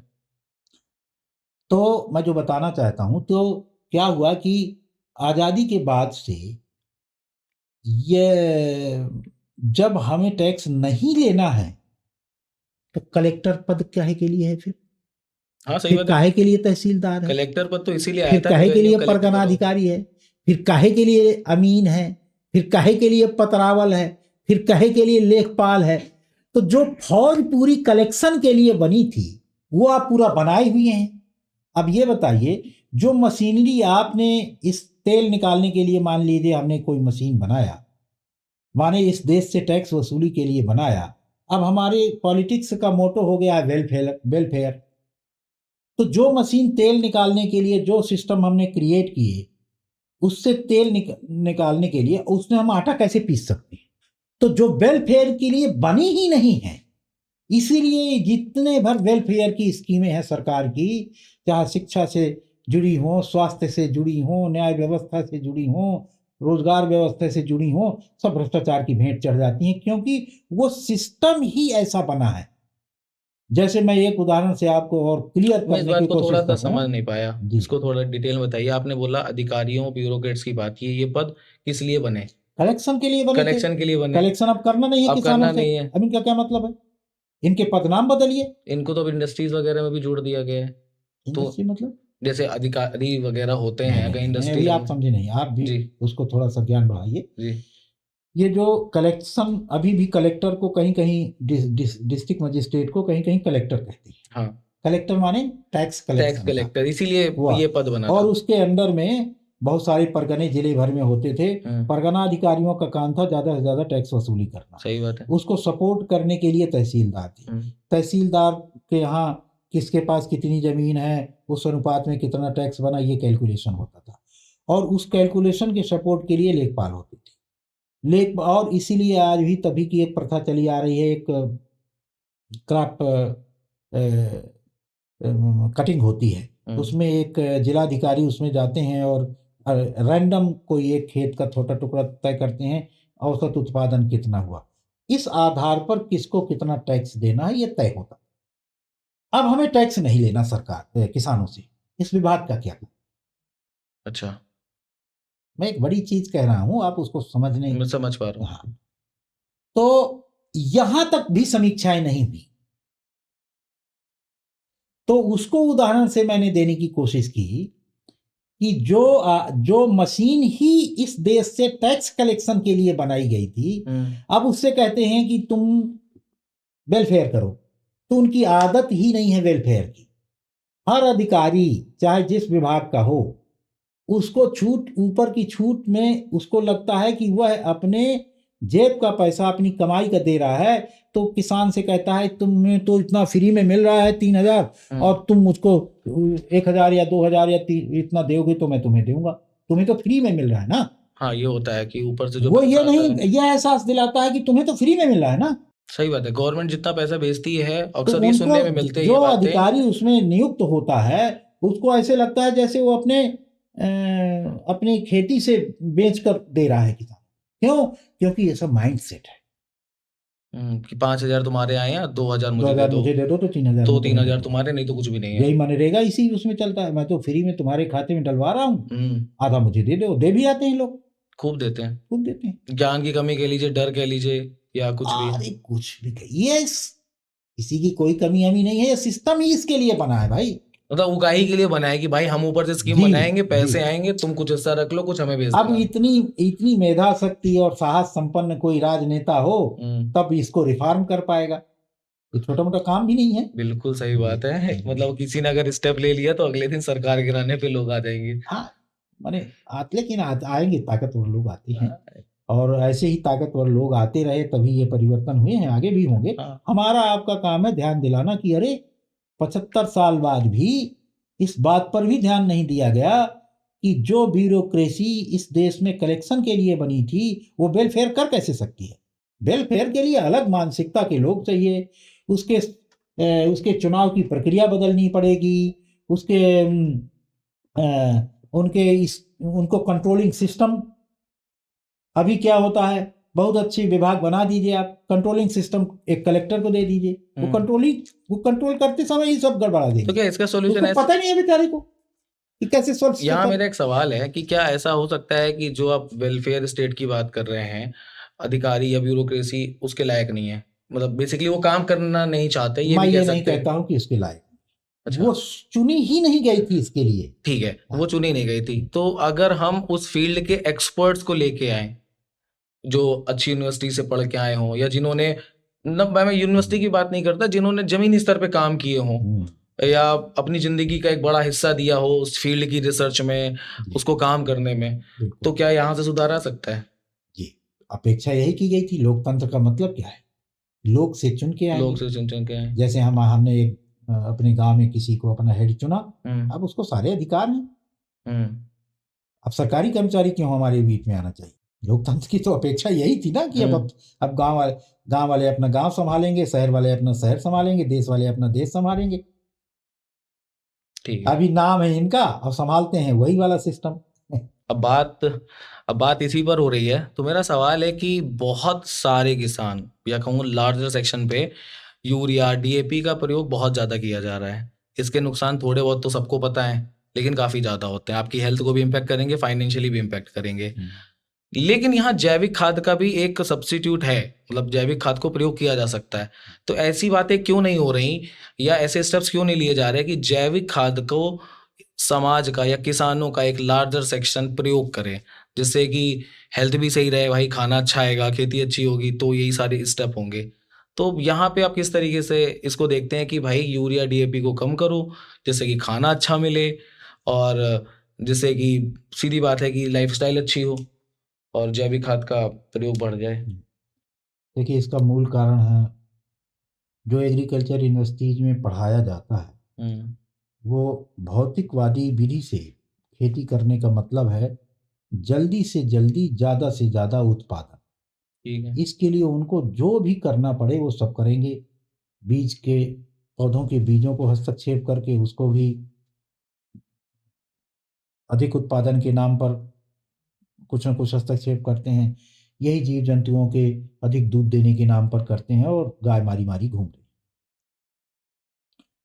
तो जो प्रशिक्षित ही हुए हैं, और इसके पीछे केमिकल लॉबी कितनी बड़ी लगी हुई है।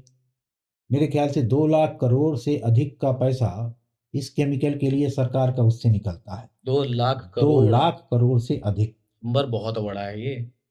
इतने अमाउंट का पैसा केमिकल लॉबी के पास जाता है। वो केमिकल लॉबी के प्रोपोगेटर के रूप में सारी यूनिवर्सिटी, रिसर्च इंस्टीट्यूट, कृषि विभाग काम करते हैं। मतलब कहने का मतलब ये है कि जो रिसर्च आ रही है, रिसर्च पेपर आ रहे हैं, जो पढ़ाया भी जा रहा है, वो प्रोपोगेटेड है, प्लान्ड है। बिल्कुल। अच्छा। और केमिकल इंडस्ट्री वहां पर बांट लेती है। केमिकल इंडस्ट्री बहुत बड़ी इंडस्ट्री, एक सिंडिकेट है उसका। तो 2 लाख करोड़ तो सीधे सीधे डीएपी यूरिया में चला जाता है। इसके अलावा लाखों करोड़ रुपया मैकेनिकल इंडस्ट्री के लिए, लाखों करोड़ रुपया माने ट्रैक्टर में छूट, इसमें छूट, आप देखते ही होंगे। तो सरकार ऐसे कहती है जैसे वो किसान को छूट दे रही है। किसान के नाम पर इंडस्ट्री को छूट दे रही है।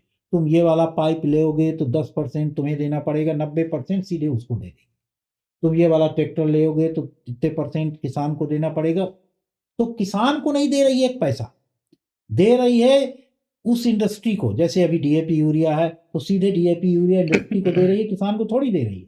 मतलब किसान के हाथ में पैसे नहीं आते, का पैसा लगा ही रहा।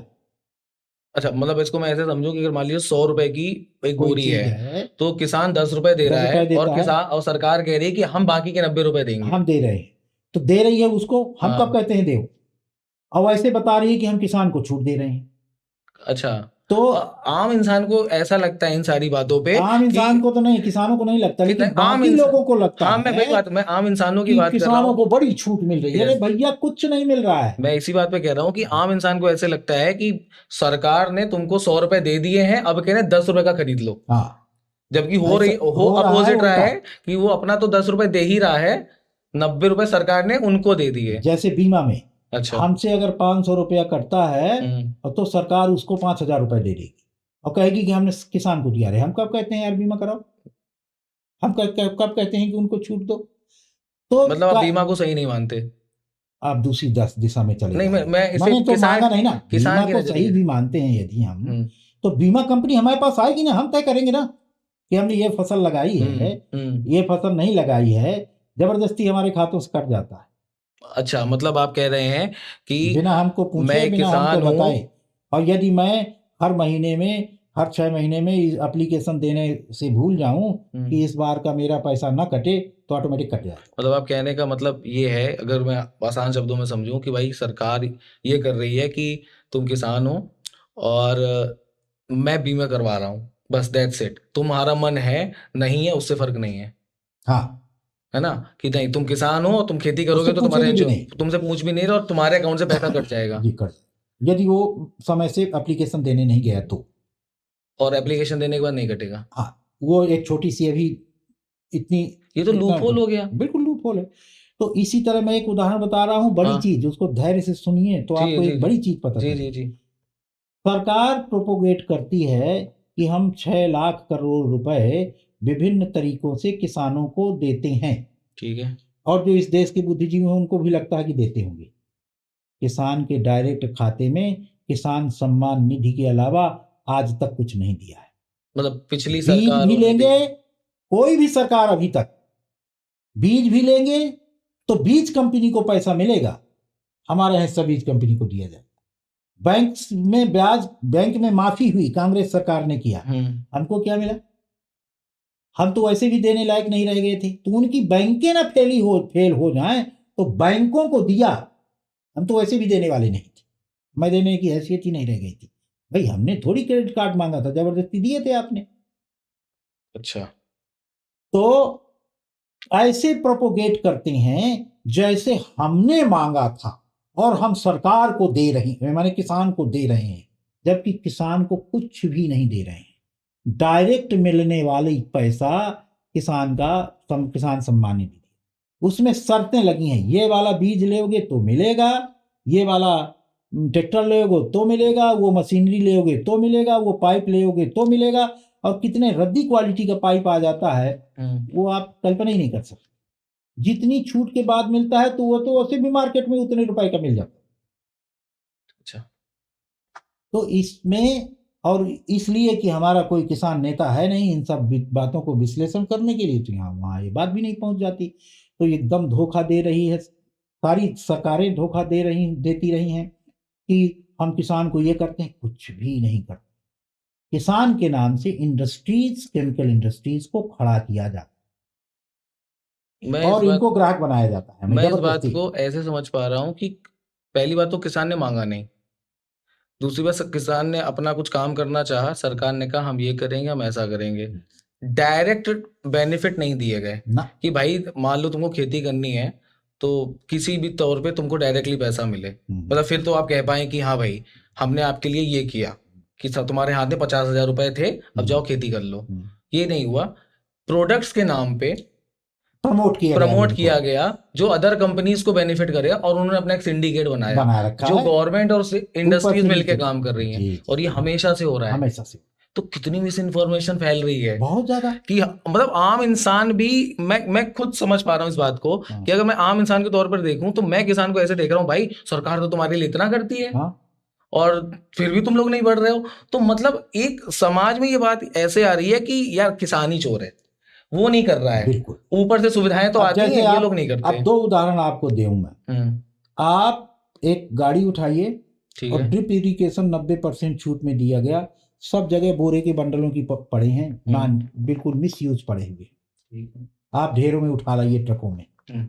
इसी तरह जितने पाली हाउस आप हरियाणा के आसपास देखिए जाइए, उनके बेचारों के जेब के पैसे से किसानों थे, बैंक से उनको लोन करवा दिया, अब लोन भर रहे हैं, और एक भी पाली हाउस आपको, सब फटे हाल पाली हाउस मिलेंगे।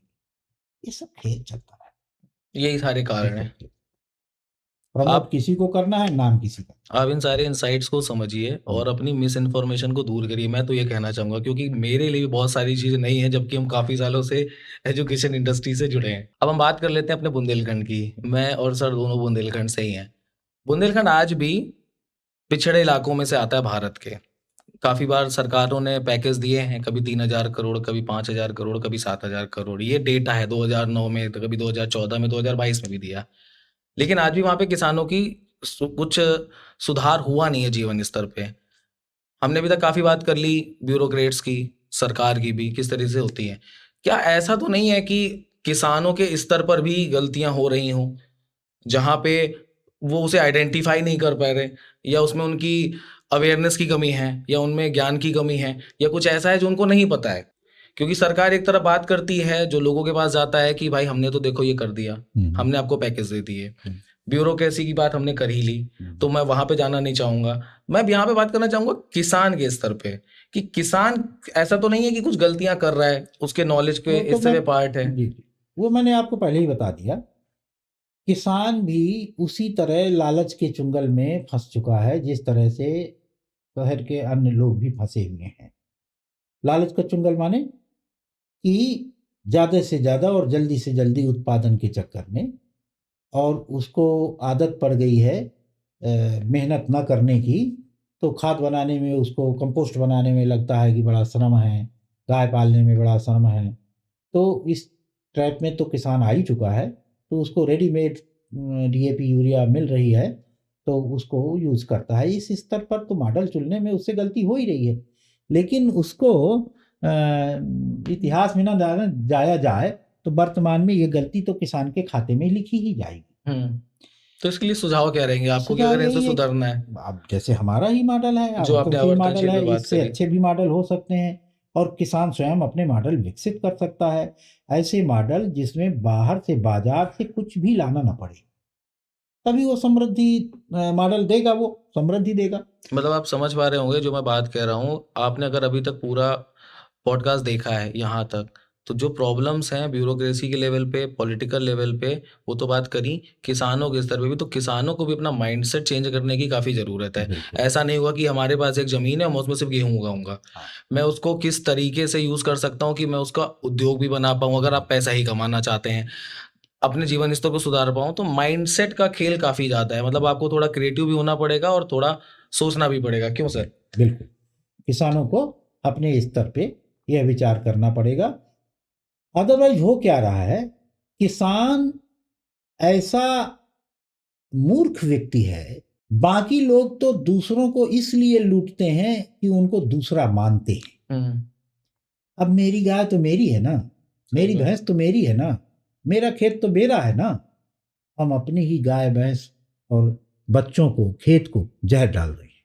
यानी इतनी मूर्खता की हद, जिसमें हम जानते हैं कि जिसमें हजारों पीढ़ियां हमारी पहले पढ़ी हैं, पली बढ़ी हैं, अब आगे पलने बढ़ने लायक रह ही नहीं जाएंगी, ये एक्सेसिव।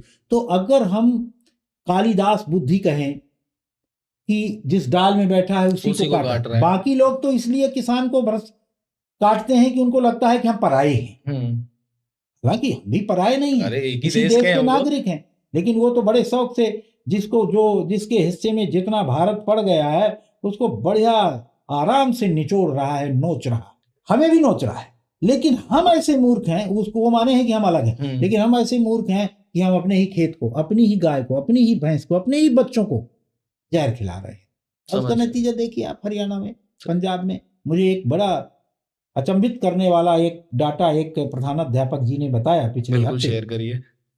उन्होंने बताया कि जो दिमागी रूप से कमजोर बच्चों की संख्या हरियाणा, पंजाब में बहुत ज्यादा हो गई है। ड्रग्स अलग चीज है, मंद बुद्धि। इसका कारण मैं इसका मतलब जैसे 7वीं कक्षा है, 8वीं कक्षा है, तो वहां पर एक आदेश है कि जो तेज बच्चे हैं उनके लिए अलग, और जो मंद बुद्धि हैं उनको एक्स्ट्रा मेहनत करनी है, उसके लिए अलग, उनको लिए भी व्यवस्था करनी है। तो ये किसी विद्यालय में, किसी विद्यालय में स्थिति पहुंच गई है कि सामान्य बच्चों से मंद बुद्धि बच्चों की संख्या ज्यादा हो।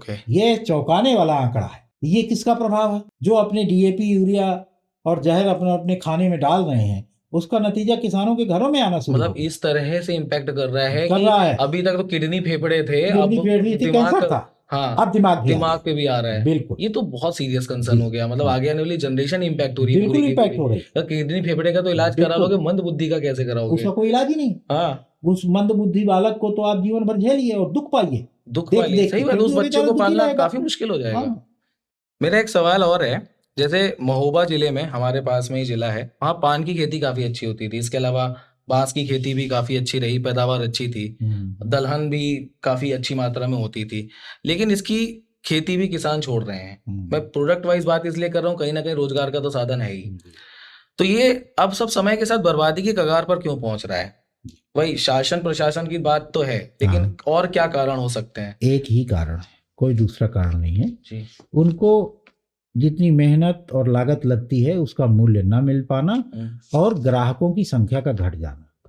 उसमें सरकार के विभाग क्या करते हैं कि पहले तो यहाँ हमारे इलाके में कहते थे देखो पंजाब में ऐसी खेती होती है, तो जहाँ पान नहीं होता वहाँ पान उगवाना शुरू कर देंगे, जहाँ केला नहीं होता वहाँ यहाँ पर केला उगा लो, जहाँ पर महाराष्ट्र अरार में होती गन्ने है की वहाँ। खेती पे हुआ था ये। तो क्या करते हैं कि वो, और जो हमारे ये सेट था, जितना ग्राहक वर्ग था उतने बरेजे चलते थे। अब इन्होंने प्रशिक्षण देके 50 बरेजे कर दिए। 50 बरेजे हो जाएंगे तो 2 साल में तो उनकी मांग ही घट गई, तो बरेजे बंद होने शुरू हो जाएंगे, वो दूसरा काम धंधा करेंगे। और जो नए नए आदमी आए हैं वो ज़्यादा कंटिन्यूस नहीं करेंगे, तो पूरे बंद हो जाएंगे। तो इस तरह से सरकार के हस्तक्षेप से, विभागों के अदूरदर्शी हस्तक्षेप की वजह से हमारे बहुत सारे अच्छे अच्छे प्रोडक्ट, जैसे हर 20-25 किलोमीटर में एक प्रोडक्ट हमारा प्रसिद्ध होता था। जैसे मैं अपने यहाँ का बताऊँ, भरुआ की पनही, फिर पैलानी की सरौती 15-20 किलोमीटर बाद, फिर 20-25 किलोमीटर बाद नारायणी का गुड़, फिर फला जगह की बर्फी, ये सब प्रसिद्ध था। अब जहाँ का जो प्रसिद्ध हो गया, जैसे प्रतापगढ़ का एक ताज़ा आंवले का उदाहरण ले सकते हैं। प्रतापगढ़ के आंवला वहाँ के किसानों ने बनाना प्रोसेसिंग शुरू की, बढ़िया चला, अच्छा चलने। अब पूरे देश भर के और प्रदेश भर के जितने अधिकारी थे उद्यान विभाग के चले गए, तुम भी मुरब्बे की दुकान खोलो, तुम भी चलो हम सिखाए देते हैं, और उनका ग्राहक खत्म हो गया। अंत में ये हुआ कि प्रतापगढ़ में लोग आंवला काट के फेंकने लगे। मार्केटिंग में गई ये तो, मतलब कंपनीज को दिख जाता है कि अच्छा ये सेल हो रहा है, अब हम भी करते हैं, और फिर वो चीज शुरू हुई। कंपनीज का नहीं, किसानों को ही कंपटीशन तैयार कर दिया। हाँ, आप समझ नहीं रहे, मैं ये फिर से बताता अच्छा। हूँ। अच्छा प्रश्न है। मैं कहता हूँ हर व्यापार को होने के लिए एक ब्रेक इवन पॉइंट होता है। ठीक है।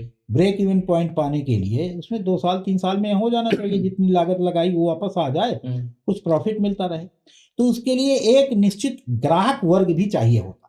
सही बात है, बेचेंगे कहाँ? उसका साइज वॉल्यूम घटेगा, इधर व्यापार प्रभावित हो, ब्रेक इवन पॉइंट का वो बढ़ जाएगा, क्योंकि कंपटीशन आ जाएगा और कम कीमत में हमें बेचना पड़ेगा। तो हम क्या किया, इन्होंने, इनके विभागों ने इतना पॉपुलराइज कर देते हैं, जैसे कोई भी किसी चीज के लिए कहीं की चीज प्रसिद्ध हो गई तो आप देखेंगे कि पूरे प्रदेश के उद्यान अधिकारी, पूरे प्रदेश के सारे विभाग वहीं पहुंच जाएंगे और उसको पूरे प्रदेश में खुलवा देंगे। नतीजा क्या होगा, ग्राहक वर्ग घट गया ना भाई। एक आदमी अगर मुरब्बा बना रहा है, मान लो 100 आदमी खरीद रहे हैं, दूसरा बनाएगा तो 50-50 हो गए, सही बात है, तीसरा बनाएगा तो 35-35 हो गए, चौथा बनाएगा तो 25-25 हो गए, 10वां बनाएगा तो अपने अपने भर के लिए हो गए। रोजगार तो बढ़ा ही नहीं, रोजगार तो लेकिन घट गया। मुझे गवर्नमेंट की मार्केटिंग बढ़ गई कि हमने तो देखो इतना कुछ खुलवा कुछ दिया, नहीं खुलाया, इतने आज तक इंस्टीट्यूट खुलवा 75 दिए। साल में एक भी प्रोडक्ट को नहीं गवर्नमेंट के कृषि विभाग के अधिकारी और विभाग बता पा रहे हैं कि हमने कुछ किया। प्रेजेंटली अगर एक देखें, भी पूरे देश में। मैं एक छोटी सी बात पूछ रहा हूँ, प्रेजेंटली अगर देखें तो शहर शहर पे, जैसे हमारे शहर में ही छोटी मोटी मार्केट्स लगने लगी हैं, जहाँ पे आसपास के राज्यों के और जिलों के लोग आते हैं अपना प्रोडक्ट लेकर के। तो कहने का मतलब ये है कि भाई इतने सारे लोग सामान बेचने आए जा रहे हैं कि खरीदने वाले लोग नहीं बचे हैं। हाँ, वो बेचने आ रहे हैं। अभी आपका प्रश्न आपका बहुत अच्छा था, लेकिन आप उसको फिर से विजुलाइज करने की कोशिश करिए। मैं इस क्वेश्चन को दोबारा पूछता हूँ। हाँ। मेरा कहने का मतलब ये है कि एक इंसान आंवला बनाता था, वो एक एरिया में बेचता था, उसको देख करके 10 और लोगों ने आंवले बेचता नहीं था। हाँ। लोग वहां लेने जाते थे। हाँ, प्रतापगढ़ लोग लेने जाते थे, वो कहीं बेचने नहीं। मैं एक आम भाषा से जोड़ने की कोशिश कर रहा हूँ, क्योंकि बच्चे भी काफी सारे देखते हैं। एक जगह है, एक इंसान आंवला बनाता था, वो उसे बेचता था, 10 लोगों ने देखा, सरकार ने भी देखा यार ये तो बहुत सेल कर रहा है, इसको बढ़ा दो, 10 और तैयार करा दिए, लेकिन खरीदने वाले तो नहीं थे। तो एक तरह से सरकार ने अपनी मार्केटिंग कर ली कि भाई देखो हमने तो उद्योग लगवा दिया, अब वो चला नहीं पा रहे हैं। और वो चला नहीं पा रहे, भाई कस्टमर ही नहीं है तो तुम बेचोगे कहाँ से? तो तुम्हारा तो रोजगार नहीं बढ़ा, बिल्कुल बिल्कुल अगले की मार्केटिंग जरूर पूरी हो गई। बिल्कुल, सही बात है यार, बस मैं यही होता है, ये यही सही हो कह रहा रहा हूँ ना मैं? है। हाँ, ओके, यही ठीक हो है। रहा है। एक सवाल और है, अब चाहे वो बुंदेलखंड हो, उत्तर प्रदेश हो, या पूरा देश का कहीं का भी किसान हो, वह कमर्शलाइज कैसे कर सकता है, कैश क्रॉप को कैसे यूज कर सकता है, जिससे कि मतलब हर इंसान का मोटिव नहीं हो सकता है कि जीवन स्तर कोई सुधारे, है कि भाई गोल करना है, जमीन है मेरे पास, मैं उसको यूज कर पाऊँ। जैसे एलोवेरा है तो पतंजलि ने खरीद लिया या किसी भी ब्रांड ने खरीद लिया, तो किस तरीके से किसान अपनी खेती को कमर्शलाइज कर पाए? गवर्नमेंट भी बहुत कहती है कि भाई हमेशा गेहूं चावल से नहीं होगा, कुछ ऐसा भी करो, फूलों की खेती कर लो, अब तो शादियों में भी काफी ज्यादा डिमांड होने लगी है। तो वो कौन कौन सी चीजें हैं जिसको कमर्शलाइज किया जा सकता है, अच्छा प्रॉफिट भी कमाया जा सकता है, और ऑफ कोर्स जो लाइफस्टाइल भी सुधार दे वो भी? देखिए, जिसके पास पहले से ग्राहक है तो कर ले, ठीक है। इसको जनरलाइज नहीं किया जा सकता। जनरलाइज करने से वही हाल होगा जो पहले वाले क्वेश्चन के आंसर में। हम्म तो मान लीजिए कोई शहर के रहने वाले किसान हैं, हम्म वहाँ फूलों की मांग है तो वो फूलों को लगा सकता है कुछ भी। हाँ मान लीजिए कोई ऐसी जगह पर आदमी रहता है जहाँ पर किसी विशेष चीज की मांग है, उसको अपने यहाँ पैदा मतलब कर आपको सकता है। रीजनल लेवल पे डिमांड को समझना होगा। पहले डिमांड को लाइए, उससे एग्रीमेंट करिए, तब करिए, अदरवाइज ये सब धोखा खाए लोग बैठे हैं। एग्रीमेंट अभी कैसे? हमने हमीरपुर में देखा, हम्म, कंपनियां लेने नहीं आई, माने तमाम जगहों में देखा कि एलोवेरा लगवा लिया, अब वो ढूंढते घिर रहे हैं हम किसको बेचें। तुलसी लगा लिया, अब तुलसी उनकी सड़ हाँ, रही और है। उनके पैमाने ही बड़े अजीब तो होते हैं कि इतना साइज होना चाहिए। ये किसानों को हरदम सावधान होना चाहिए कि अगर कमर्शियल इस तरह का कोई प्रोजेक्ट करना है तो उनको एग्रीमेंट साइन करना चाहिए, बाकायदा लीगल करना चाहिए, तब अपने खेत को, अपने परिश्रम को उसमें लगाना चाहिए। अदरवाइज इसमें धोखेबाजी ज़्यादा है और किसान कोर्ट कचहरी जा नहीं पाता और वो लोग आसानी से बच के निकल जाते हैं। अल्टीमेटली नुकसान किसान को ही और होता है। अल्टीमेटली किसान नुकसान को भर थोड़ी होता है। जमीन को हुआ। हमारे देश की प्रोडक्टिविटी लूज हुई तो पूरे देश को नुकसान है। देखिए, किसान का नुकसान पूरे देश का नुकसान हो, किसान का फायदा पूरे देश का फायदा हो। किसान अलग प्रजाति है, प्रजाति कैसे? माने अलग तरह का उसका एक सिस्टम है। जैसे कोई व्यापारी अगर ज्यादा अच्छा व्यापार करता है तो पैसा आएगा तो उसके खाते में जाएगा। अगर हम उगाते हैं तो पूरा देश खाएगा। हम फल ज्यादा उगाएंगे तो लोगों को सस्ता मिलेगा और देश भर को मिलेगा। हम अगर अनाज ज्यादा उगाते हैं तो सस्ता मिलेगा और देश भर को मिलेगा। तो किसान अलग है, उसका मूल्यांकन अलग तरह से होना चाहिए। मतलब कहने का मतलब ये है कि अगर आप किसान के खेत को किसी भी आदमी को ठगता है और किसान के समय को जो बर्बाद करता है, सबसे कीमती समय किसका है? किसान का। जो उसको बार बार दौड़ाता है वो अपराधी है।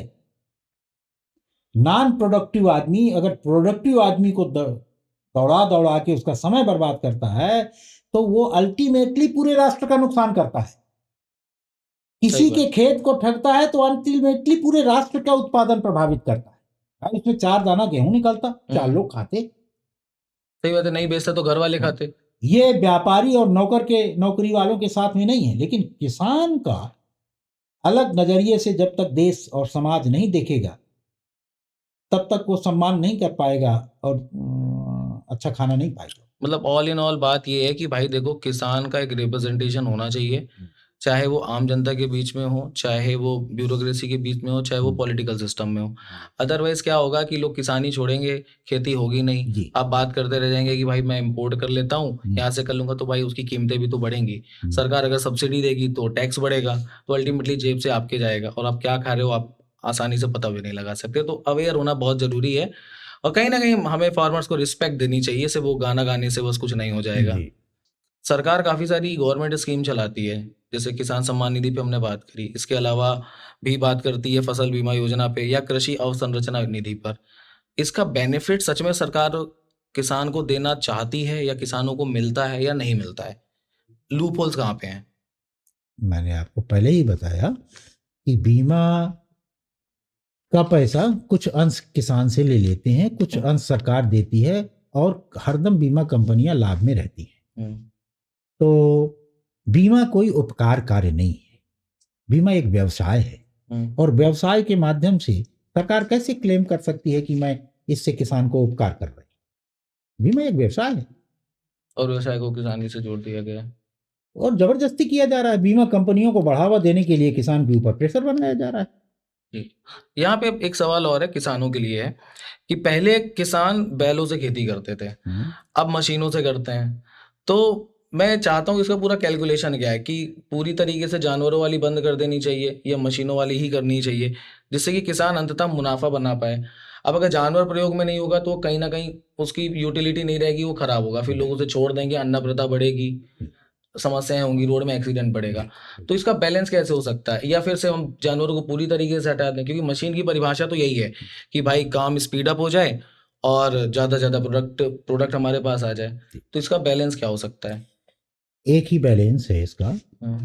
यदि बैल को हम खेती से जोड़ें और रही बात जो स्पीड अप हो जाए, तो मैकेनिकल इंडस्ट्री बैल से चलने वाले यंत्रों को अच्छे से बना सकती है, उसकी तरफ से सरकार प्रोत्साहित कर सकती है, तो वो तो चिंता नहीं है। लेकिन बैल को यदि हम खेत से किसान से जोड़ देंगे तो सबसे बड़ा फायदा तो ये होगा कि उत्पादन 20% उत्पादन ऑटोमेटिक बढ़ जाएगा। मशीनों से नहीं बढ़ेगा। मशीनों से घट जाता है, ये हमारा उत्पादन। किया हुआ प्रयोग है। ऐसा कैसे? बैल की खेती से 20% उत्पादन अधिक होता है। ऐसा कैसे का मतलब क्या है, मैं जानता हूँ ऐसी, अब उसको कैसे मैं बताऊं। नहीं, फिर भी अगर आपके पास कोई उदाहरण हो, अब उदाहरण है ना, तो हम ही है ना उदाहरण उसके। मतलब आपकी हाँ, जो किसी से भी सर्वे कर लिए, बैल से खेती कर, सबको पता है, जो खेती करते हैं सबको पता है कि बैल से खेती करने पर 20% उत्पादन। उसका कारण यह है कि उसके माइक्रोब्स जो खेती के लिए जरूरी होते हैं भारी मशीनरी की वजह से मर जाते हैं, बैल से वो नहीं मरते हैं, बैल की खेती से, और वो ज़्यादा एक्टिव रहते हैं, ज़्यादा प्रोडक्टिविटी में अपनी पार्टिसिपेशन करते हैं। उसका मूल कारण ये है। अच्छा, मतलब मैं हाँ, लेकिन दूसरा जो आपके प्रश्न का जो महत्वपूर्ण हिस्सा है, केमिकल इंडस्ट्री के लिए बढ़ावा देने के लिए सरकार दे सकती है केमिकल इंडस्ट्री को। हम कई बार चिट्ठियां लिख चुके हैं, हम कह रहे हैं कि 50,000 रुपए सालाना कंपेंसेशन आप दे दीजिए बैल से खेती करने वाले को, गाय की समस्या 5 साल के अंदर खत्म, किसान का कर्ज खत्म, और किसान जो फालतू की चीजों में लगा रहता है वो एक उसका श्रम का सार्थक सदुपयोग शुरू हो जाएगा। एक सवाल और है मेरा जी, किसानों की शिक्षा को मॉडर्नाइज कैसे किया जा सकता है? लेकिन इसमें एक बात और है कि क्या मॉडर्नाइज करना जरूरी भी है? मॉडर्न का मतलब मेरा जो विदेशी पद्धतियां हैं उससे है। क्या ऐसा तो नहीं है कि हम अपने पुरखों द्वारा बताई गई चीज़ों को पूरी तरीके से इग्नोर कर रहे हैं और जस्ट फॉर मोर प्रोडक्शन हम ये केमिकल्स वगैरह का यूज़ करते हैं और कह रहे हैं कि भाई बस बढ़ा लो। तो कैसे मॉडर्नाइज करें या बैलेंस बनाएं कि अंततः देखिए अगर मिट्टी नहीं सही रही तो कुछ भी बचेगा नहीं, फिर आप कितना भी मॉडर्नाइज कर लो चीज़ों को। देखिए ऐसा है कि आप अभी पता करिए कि हमारे देश में कितने रिसर्च इंस्टीट्यूट हैं, कितनी एग्रीकल्चर यूनिवर्सिटीज हैं और कितने एग्रीकल्चर डिग्री कॉलेज। मुझे लगता है 2000 के आसपास होंगे सब मिला के। कितने बच्चे हर साल उसमें एजुकेशन पाते हैं, मुझे लगता है 3 लाख के आसपास है।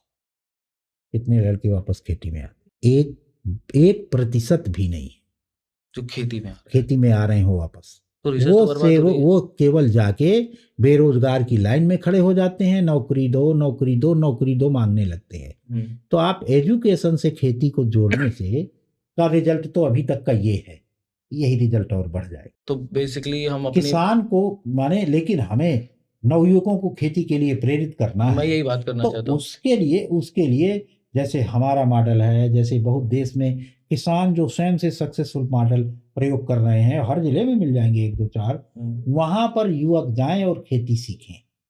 करके सीखने वाली चीज है वो, हाँ, सीख कर करने वाली चीज मैं नहीं है। आपका वीडियो भी देख रहा था कि आप क्लासरूम से ज्यादा कर रहे हैं भाई, ग्राउंड में चलो। हाँ, या गोबर ऐसे उठाना है, खेती खुरपी की ऐसे बात चलानी खेत में है। होगी, हाँ सही बात है, क्लास में नहीं होगी। वो क्लास में नहीं होगी कि मैंने बोर्ड पे पढ़ा दिया है और तुमने नोट्स बना लिया, अब चलो अगले दिन पेपर है। 2 चीजें होती हैं, कुछ चीजें लर्निंग बाय डूइंग आती हैं, कुछ डूइंग बाय लर्निंग आती है। खेती लर्निंग बाय डूइंग आती है, डूइंग बाय लर्निंग नहीं आती है। और हमारा एजुकेशन पैटर्न क्या है, डूइंग बाय लर्निंग, बिल्कुल इनकम्पिटेंट। इस चीज से मैं ग्रसित रहा हूँ और काफी ज्यादा। अगर देश को बचाना है, आगे किसानों को बनाए रखना है, देखिए मैं क्यों कहता हूं इसको, उसके पीछे भी एक लॉजिक है। पूरे विश्व में कितनी मंदियां आई, अमेरिका में मंदी, यूरोप में मंदी, भारत में मंदी क्यों नहीं आई? केवल इस वजह से नहीं आई क्योंकि किसानों की संख्या यहाँ ज्यादा थी, और ज्यादा किसानों की संख्या होने की वजह से सस्ता अनाज दाना खाना शहरों में उपलब्ध है। अभी भी विश्व में सबसे सस्ता खाना बंबई और कलकत्ता में ही मिलता है। ये हम किसानों के अधिक संख्या और उदार होने की वजह से है। जिस दिन संख्या घट जाएगी उस दिन से ही मंदी का दौर आना शुरू हो जाएगा। खाना इतना महंगा हो जाएगा कि कुछ लोग उसको खरीद नहीं पाएंगे और भूख और कुपोषण से मरना शुरू हो जाएगा। जो बात मैं भी इम्पोर्ट पे कर रहा था कि और जो इसको कहते हैं बनाए रखना है, इस विशेषता को भारत को, तो नवयुवकों को किसानी के लिए प्रेरित करना पड़ेगा। अदरवाइज बेल्जियम में अभी 30,000 यूरो सरकार खेती करने के लिए किसानों को देती है, वहां के नवयुवकों को सालाना 30,000 यूरो एक बार। एक बार अच्छा, हाँ मतलब ये monetary करना support पड़ेगा है। कि आपके पास खेत भी पड़े रहेंगे, खेती करने वाला नहीं होगा कोई। आपको अभी ऐसा लगता है कि मैकेनाइज्ड खेती हो जाएगी, ये कल्पना है। अमेरिका की हो गई क्या? महंगी होगी, अगर आप जितना मशीनरी लगाओगे चीजें महंगी हो जाएंगी। महंगी हो जाएगी। और जो एनर्जी का कंपैरिजन किया जाता है तो लगी एनर्जी और उत्पादन दोनों में 25 से 30% का डेफिसिट हो जाता है। सब उलट पलट जाएगा। सही बात है। टेक्नोलॉजी के साथ भी तो ऐसा है, जब तक मास उसे यूज नहीं करेगा वो और सस्ती चाइना होगी ने ही नहीं। देखिए अपने लघु और सीमांत अपने छोटे छोटे किसानों को उसने 85% है वो, उसको खूब बढ़ावा दिया। विश्व में प्रोडक्शन ठोके पड़े हैं वो। मतलब मॉडल बदलने की हमें बहुत ज्यादा जरूरत है। देखिए इसको सरकार को समय रहते सचेत होने, लेकिन हम बात जरूर कर रहे हैं, लेकिन हम इस मामले में हताश हैं कि इन मौलिक प्रश्नों के ऊपर कोई विचार भी कर रहा है। मैं इसीलिए ऐसे सवाल रखने की कोशिश कर रहा हूँ कि माइंडसेट तो खुले, लोगों को पता तो हो, बिल्कुल, नहीं तो हम तो मिस इन्फॉर्मेशन में इतने ज्यादा हैं कि हमें भविष्य दयनीय किसानी का दृष्टि से अच्छा देख नहीं। रहे हैं लोगों को। भविष्य किसानी का अच्छा नहीं है। हाँ मतलब सही, यही बातें निकल कर आ रही हैं। क्विट रेशियो बहुत ज्यादा है, इसे रोकना बहुत जरूरी है, मतलब अगर देश को बनाए रखे। बिल्कुल सही बात है, नहीं तो बाहर से खरीदोगे महंगा होगा, इन्वॉल्वमेंट होगा। अब बड़ी बड़ी टेक्नोलॉजी की बात कर लो, इसराइल में ही हो रहा है, बेल्जियम में हो रहा है, भाई टेक्नोलॉजी का एडॉप्शन भी तो हो, मास पे नहीं आएगा, महंगा रहेगा। टेक्नोलॉजी वही अच्छी होती है जो वहां के स्थानीय लोगों द्वारा खोजी जाती है। टेक्नोलॉजी खरीदने बेचने वाली अच्छी थोड़ी होती है। ये बहुत अच्छा पॉइंट है एक्चुअली, इस पे लोगों को ध्यान देना चाहिए। जैसे आप देखिए इस देश में आप हंसिया देखिए, आपको अकेले 20 जिलों में अभियान कराइए कि हंसिये में क्या अंतर है। ये है लोकल टेक्नोलॉजी। आपको कम से कम 40 प्रकार का हंसिया मिल जाएगा। पंजाब का हंसिया अलग, हरियाणा का अलग, बुंदेलखंड में तो 3 प्रकार के हंसिया, इसी प्रकार हल कई प्रकार। तो इस टेक्नोलॉजी की बायोडिवर्सिटी को मेंटेन लोकल कारीगरों के बढ़ावा देने से, उनको प्रोत्साहित करने से होगा, जहां पर किसान स्वयं अपने उपयुक्त टेक्नोलॉजी के लिए सलाह देके उसको बुनाए, जैसा चीन करता है। मतलब ये हम लोग तो इजराइल की खरीद लो, चीन की खरीद लो। अरे भैया क्या हम बुद्धिहीन लोग हैं? क्या हम नहीं बना पाएंगे? हमारे नवयुवकों को तो थोड़ा सा प्रोत्साहन देके देखो, हमारे लोहार बढ़इयों को तो प्रोत्साहन देके देखो। उनको तो आप पुराने यंत्र बांट के और उस तरह से कर रहे हैं। मतलब हम सब बना लेंगे। टेक्नोलॉजी की देखिए, टेक्नोलॉजी का एक होता है ज्ञान, एक होता है उसको सेट करना। हमारे देश में बहुत सारी टेक्नोलॉजी चलिए मैं आपको दिखाऊं जो पूरे विश्व में कहीं नहीं है। अभी एक जुगाड़ नाम का चला था, सवारी ढोने वाला, कितना प्रसिद्ध हुआ। पंप सेट रख लेते थे और एक लकड़ी की ट्राली बना लेते थे, उसमें एक इंजन पुराना लगा लेते थे, चलने लगा। हाँ, मतलब लाखों रुपए लोगों ने कमाया और अपना काम किया। तो टेक्नोलॉजी खरीदने के लिए क्यों प्रोत्साहित करती है सरकार, बनाने के लिए क्यों नहीं करती है? क्रिएटिविटी क्यों नहीं इसको उभारती है? मैं आपकी बात को इस तरह से समझ पा रहा हूँ कि भाई देखो, अगर किसानी को बेहतर करना है तो आपको अपने भी उद्योगों को थोड़ा ध्यान में रखना होगा। मिल बांट के सब चल रहे हैं, क्योंकि टूल्स तो कहीं ना कहीं से आप यूज करेंगे, या तो आप उसे किसान के द्वारा ही बनवा लीजिए, या फिर जो आपके आसपास की इंडस्ट्रीज हैं। चलिए मैं दूसरे उदाहरण से बताता हूँ आप जी। हमारे कितने IIT हैं, कितने ITI है, ये कर क्या रहे हैं? प्रोडक्शन ऑफ इंजीनियर्स बस नहीं कर रहे हैं। इनका जो नेट आउटपुट देखिए, जितना इन्वेस्टमेंट इनमें किया गया है सरकारों द्वारा, ना तो वार इंडस्ट्री को कुछ दे पाई है, ना किसानों का काम हल्का कर पाई है। अभी भी हम बाहर से चाइनीज मशीनी खरीद के सारा काम कर रहे हैं। सही बात। हमारे यहाँ JCB आई, अर्थ मूवर्स आए, सब विदेश से आए। ये क्या कर रहे थे? केवल विवाह के लिए IIT, दहेज के लिए बुरा लगेगा, भद्दा लगेगा। नहीं, कड़वी है, लेकिन सत्य तो यही है ना कि अभी भी हमारी डिपेंडेंसी इतनी ज्यादा है। भैया हम ऐसी चीज विकसित करें कि एक आदमी को एक किसान दे दीजिए, उसका चलो कोई पार्ट एक ठो आसान करो, बुआई आसान करो, जुताई आसान करो, निराई आसान करो, बुराई आसान करो, तभी तुम्हें डिग्री मिलेगी। ये सब काम चाइना यही करता है। इतने प्रकार के यंत्र उसने बना लिए 2 बीघे के काश्तकार के लिए अलग यंत्र, 4 बीघे के लिए अलग यंत्र, सब तरह के बनाए, निराई के लिए, गुड़ाई के लिए। एक तो सवाल मेरा ऐसा है कि हमारे देश में कई क्रांतियां हुई, क्या आज के समय पे वैसी क्रांतियों की जरूरत है जैसे ग्रीन रेवोल्यूशन हुआ?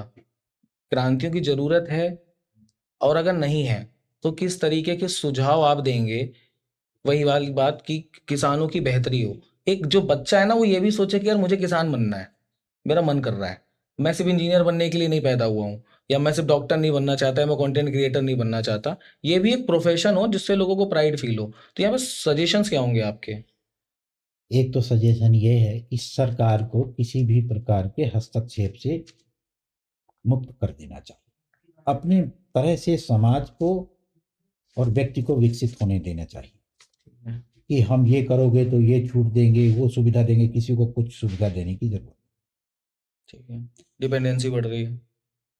तो वो क्या होता है, उससे आदमी लालच में फंस के कुछ का कुछ करने लगता है, अपने अंदर की क्रिएटिविटी को निकाल नहीं पाता। तो सरकार अगर अपना हस्तक्षेप बंद कर देगी, और जो बायस्ड कानून है कुछ जो किसानी को डैमेज करते हैं, हतोत्साहित करते हैं, लड़ाई झगड़ा बढ़ाने वाले हैं, उनका उनकी कुछ रिसर्च करके उनमें कुछ बदलाव करके किसानी आसान कर देना। तीसरा बड़ा चीज ये है, कल्याण सिंह जी ने कुछ किया था इस मामले में। किसान के दरवाजे में अधिकारियों कर्मचारियों को पहुंचना चाहिए, किसान को कचहरी नहीं आना चाहिए। नहीं तो चक्कर ही लगाता रह जाता है। वो जैसे ही वहां जाता है वो शोषण शुरू कर देते हैं। तो जैसे अभी दिल्ली सरकार ने, मैंने सुना है कि कोई भी अप्लाई करिए तो कोई कर्मचारी आपके घर में देने जाएगा। जब तक हम किसान के दरवाजे में सरकार को नहीं पहुंचाएंगे तब तक कुछ नहीं होगा। तो 3 चीजें करनी पड़ेगी, सरकार को किसान के दरवाजे में पहुंचाना, सरकार को प्रोत्साहित करने प्रभावित करने की हस्तक्षेप वाली नीति से अपने आप को हटाना, जैसे विकसित होना चाहता है जो, उसको विकसित होने के लिए देना चाहिए, अवसर देना चाहिए। हमें ये नहीं करना चाहिए कि ये करोगे तो वो होगा, वो करोगे, क्योंकि वही एक समय इतने ज़्यादा हो जाते हैं कि वो बेरोजगारी की फौज बढ़ जाते हैं।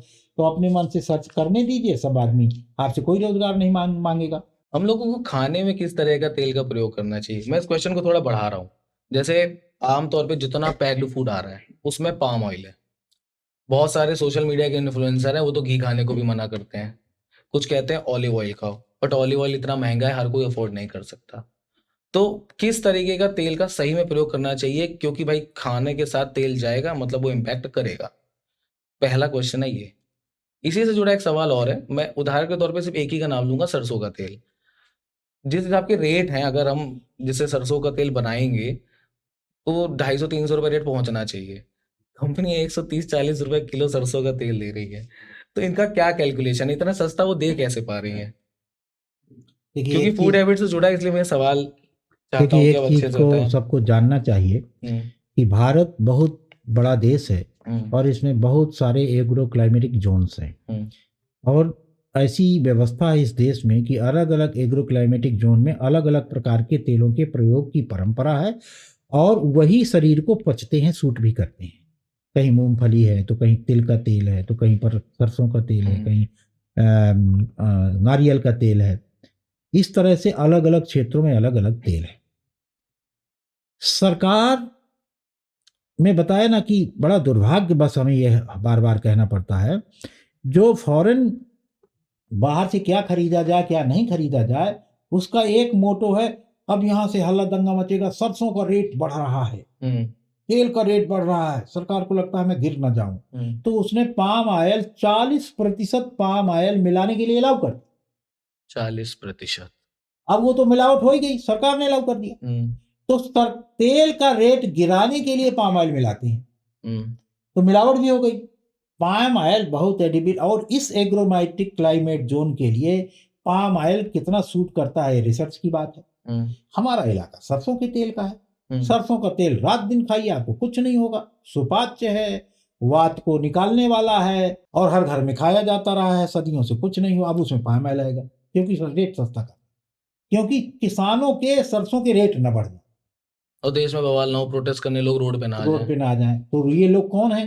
जो सस्ते के लिए, एक सब कृत्रिम लोग हैं। आम जनता जानती है, वो किसान को देना चाहती है, लेकिन बहुत सारी लॉबिंग है इस देश में सरकार को प्रभावित करने वाली, इस तरह से करते हैं। इंडस्ट्रियलिस्ट यानी कि तो काफी तेल ज्यादा। के बारे में, तेल के बारे में, एक तरह का तेल पूरे देश में कहीं नहीं खाया जाता, मैं सिर्फ ना एक खाया उदाहरण जाता। पे बात कर रहा हूँ कि अगर मैं सरसों के, क्योंकि हम लोग जैसे लार्जली उत्तर प्रदेश में सरसों का तेल काफी यूज होता है, जी सरसों का तेल को हम कैसे पता लगा ले, मैं हूँ, मुझे कुछ नहीं पता। जी अब मैं बाजार से ला रहा हूँ, एक जगह मिल रहा है 130 रुपए किलो, कोई दे रहा है 160 रुपए किलो, लेकिन वह मैं किसी मिल में जा रहा हूँ जो मेरे मोहल्ले में घर के आसपास लगी, वो मुझे दे रहा है 200 सवा 200 रुपए लीटर। वो ऐसा क्या कर रहे हैं कि इतना सस्ता दे रहे हैं, ये तो समझ में आ गया, लेकिन मुझे कैसे पता चलेगा कि भाई मैं कहीं से भी ले रहा हूँ और मैं घर पे हूँ तो मैं शुद्ध खा रहा हूँ या नहीं? किसी किसान के घर से लीजिए, अच्छा। कोई दूसरा तरीका नहीं है। बाजार, मिलावट, बेईमानी पर्यायवाची शब्द है। अच्छा, तो ऐसा कोई पैमाने नहीं है, जैसे कोई उपकरण हो या कुछ भी? इतने शानदार वैज्ञानिकों ने इसमें काम किया है कि वो स्मेल डाल देंगे तो उसी तरह का झाग निकल जाएगा। घी में बना लिया लोगों ने, मैंने सुना है, हाँ, घी में वो घी की तरह महकने लगता है जब आते हैं ऐसी शादी वगैरह में लोग यूज करते हैं महक देने के लिए। वो कोई मानक, जितने मानक तैयार करेंगे वो सब फेल हो जाएंगे। सीधा सीधा मानक है, आप अपने अड़ोस पड़ोस में एक किसान भाई को चुनिए, उसको कहिए कि भाई मैं भी तेरे परिवार का सदस्य हूँ, मेरे लिए इतनी सरसों, इतना दाल, इतना चावल, क्या क्या उगाते हो मुझे उगाओ, अब मुझे बताओ क्या करना है, तुम्हारी कहाँ मदद कर। इस तरह का घरेलू रिश्ता बनाइए और आनंद से जिए। ठीक है। और घी के लिए आपका क्या कहना है कि घी घी खाना भी चाहिए या नहीं? बिल्कुल, घी बाजार से सब्जी, घी, तेल, ये तीन चीज अपने घर में पैसा देकर जहर लाने के समान है। अब लोगों के पास अगर लैंड नहीं तो क्या करे, तो रूफटॉप पे काम करे? हो गए, अब क्या तो किया जाए। नहीं तो हम तो कह रहे हैं कि एक किसान को गोद लीजिए, किसान को ही गोद किसान लीजिए। को गोद लीजिए, उसकी जरूरतें आप समझिए, उसका हम्म। सम्मान करिए कि आपके लिए, आपके पास पैसा रखा रहेगा और पैसा लगाने के बाद भी जहर मिलेगा, आप तो सम्मान कर दो। सही बात है। जो आपके लिए बिना जहर का खाना उगा दे, तो उसका सम्मान करिए, उसको सेलेक्ट करिए, जाइए वीकेंड में, जाइए बच्चों को ले जाइए, अपने हाथ से सब्जियां तोड़िए, अपने हाथ से अनाज देखिए, तो बच्चे भी जानेंगे कि कैसे दूध आता है, कैसे घी आता है, कैसे अंडा आता है, कैसे रोटी बनाई जाती है, कैसे, ये सब किसान का परिश्रम भी उसको दिखाइए। ये तरीका मुझे ज्यादा अच्छा लगा कि भाई आपके पास लैंड नहीं है, ठीक है, आप अपने मोहल्ले में पास पास हर जगह गांव है, हाँ, उनसे कनेक्ट करिए, उनका भी अच्छा हो जाएगा, आपको भी अच्छा मिल जाएगा। वीकेंड में पैसे छुट्टी तो है, वैसे भी खर्च अच्छी कर अच्छी रहे हो। सड़कें बनी हैं, आप इलेक्ट्रॉनिक वाहन आ गए हैं, उठाइए, सैर करिए, पिकनिक ही समझ लीजिए, पिकनिक ही करिए, इसी दिन आपने समझ ली बिल्कुल चीजें। बिल्कुल बिल्कुल। चलिए, इसके अलावा कोई कोई तरीका नहीं। आप बाजार से ऐसी उम्मीद कर सकते हैं कि मिलावट रहित ये मिल जाए, और उनको भी इतने लार्जर लेवल और पे देखिए प्रोडक्ट्स करना है। बाजार का बहुत बड़ा रोल हो गया है, सरकारें बाजार की जेब में है इस समय, और कहना नहीं चाहिए, लेकिन सारा रिसर्च भी बाजार के लिए हो। आप देखिए ना टीवी में कितने झूठे ऐड करते हैं, हाँ, तेल साबुन के तो दिखते हैं। ये क्रीम लगाने से गोरा हो। ससुर, दुनिया में आज तक कोई गोरा हुआ है? पूरा अफ्रीका गोरा हो जाता। पूरा अफ्रीका गोरा हो जाता। झूठ चल रहा है तो चलाते रहिए। सही तो बात वो है। मैंने कहना नहीं चाहिए कि बाजार की जेब में वैज्ञानिक भी हैं, बाजार की जेब में सरकारें भी हैं। किसान ही धरती को बचा सकता है, और समझदार आदमी किसान को बचाए। अपने स्तर पे काम करने की ज्यादा आवश्यकता है। सूत्र वाक्य है कि यदि धरती को सस्टेनेबल देखना चाहते हैं, प्रकृति को संतुलित देखना चाहते हैं, तो किसान को पकड़िए, उसको स्वीकारिए, उसको उत्साह जगाइए, उसका सम्मान करिए, उसके घर जाइए और अपने लिए अच्छा खाना उगाइए और उसका भी सहयोग करिए। देश बचेगा, धरती बचेगी, किसान बचेगा। आज का आखिरी सवाल है हरियाणा और पंजाब के किसानों को लेकर। हमारे देश में पिछले काफी समय से देखा जा रहा है कि यहाँ के किसान अमूमन प्रोटेस्ट करने आते हैं, फिर मीडिया में एक सवाल चलता है कि ये मर्सिडीज से घूमने वाला किसान कैसे हो गया, किसान तो अमीर भी होते हैं, एक वर्ग ये बात करने लगता है। ये बात हो गई किसान वो जो हरियाणा और पंजाब से है, लेकिन वहीं दूसरी तरफ उत्तर प्रदेश, बिहार या फिर उड़ीसा, झारखंड, यहाँ के किसान है, ये प्रोटेस्ट करने क्यों नहीं आ रहे हैं? और यहाँ का किसान एक गरीब तो भी क्यों रह हाँ, गया? गरीब गरीब नहीं है, किसान सब जगह एक ही तरह के हैं। लगभग एक तरह। हाँ, ये सब मीडिया का खेल है। देखिए कुछ किसानों की तो जो सड़कें निकलती हैं, ये होता है, वो होता है, उसका मुआवजा मिल जाता है, तो उनको भी अधिकार है भाई अच्छी अच्छी गाड़ी खरीदने का, तो वो खरीदे रहते हैं। अब उसको प्रोपोगेट करते हैं कि सब किसान ऐसे हैं, दूसरा कारण है कि पंजाब के बहुत सारे लोग कनाडा में रहते हैं, उनके भाई लोग पैसा भेजते हैं, उससे अपना खरीद लेते हैं, अच्छे ट्रैक्टर रखते हैं, उनका शौक है ये। किसान नहीं, किसान ऐसा नहीं है कि वो किसान नहीं है, उनका शौक है ये। इस आधार पर कि वो BMW रखते हैं, इस आधार पर कि वो बड़ा ट्रैक्टर रखते हैं, आप कैसे कह सकते हैं कि वो किसान नहीं है? और कैसे कह सकते हैं कि किसान का ये अधिकार नहीं है करने? ये बात सही है, क्योंकि अगर एक भाई बात। आपकी जमीन से आपको फायदा हुआ है तो आपको पूरा हक है अपने जीवन स्तर सुधारने का, महंगी गाड़ियां लेने का, शौक करने का। बिल्कुल। तो किसान को उसी नजरिए से क्यों देखना है कि क्यों भाई देख तुम्हारे पास रहे हैं? गाड़ी नहीं होगी? हाँ, इसके माने ठीक है। आप चाहते हैं किसान माने किसान जो- दबा कुचला रहे। राइट। ठीक है। दूसरा, यहाँ के किसान क्यों नहीं जाते? क्योंकि दिल्ली हमारे दूर है।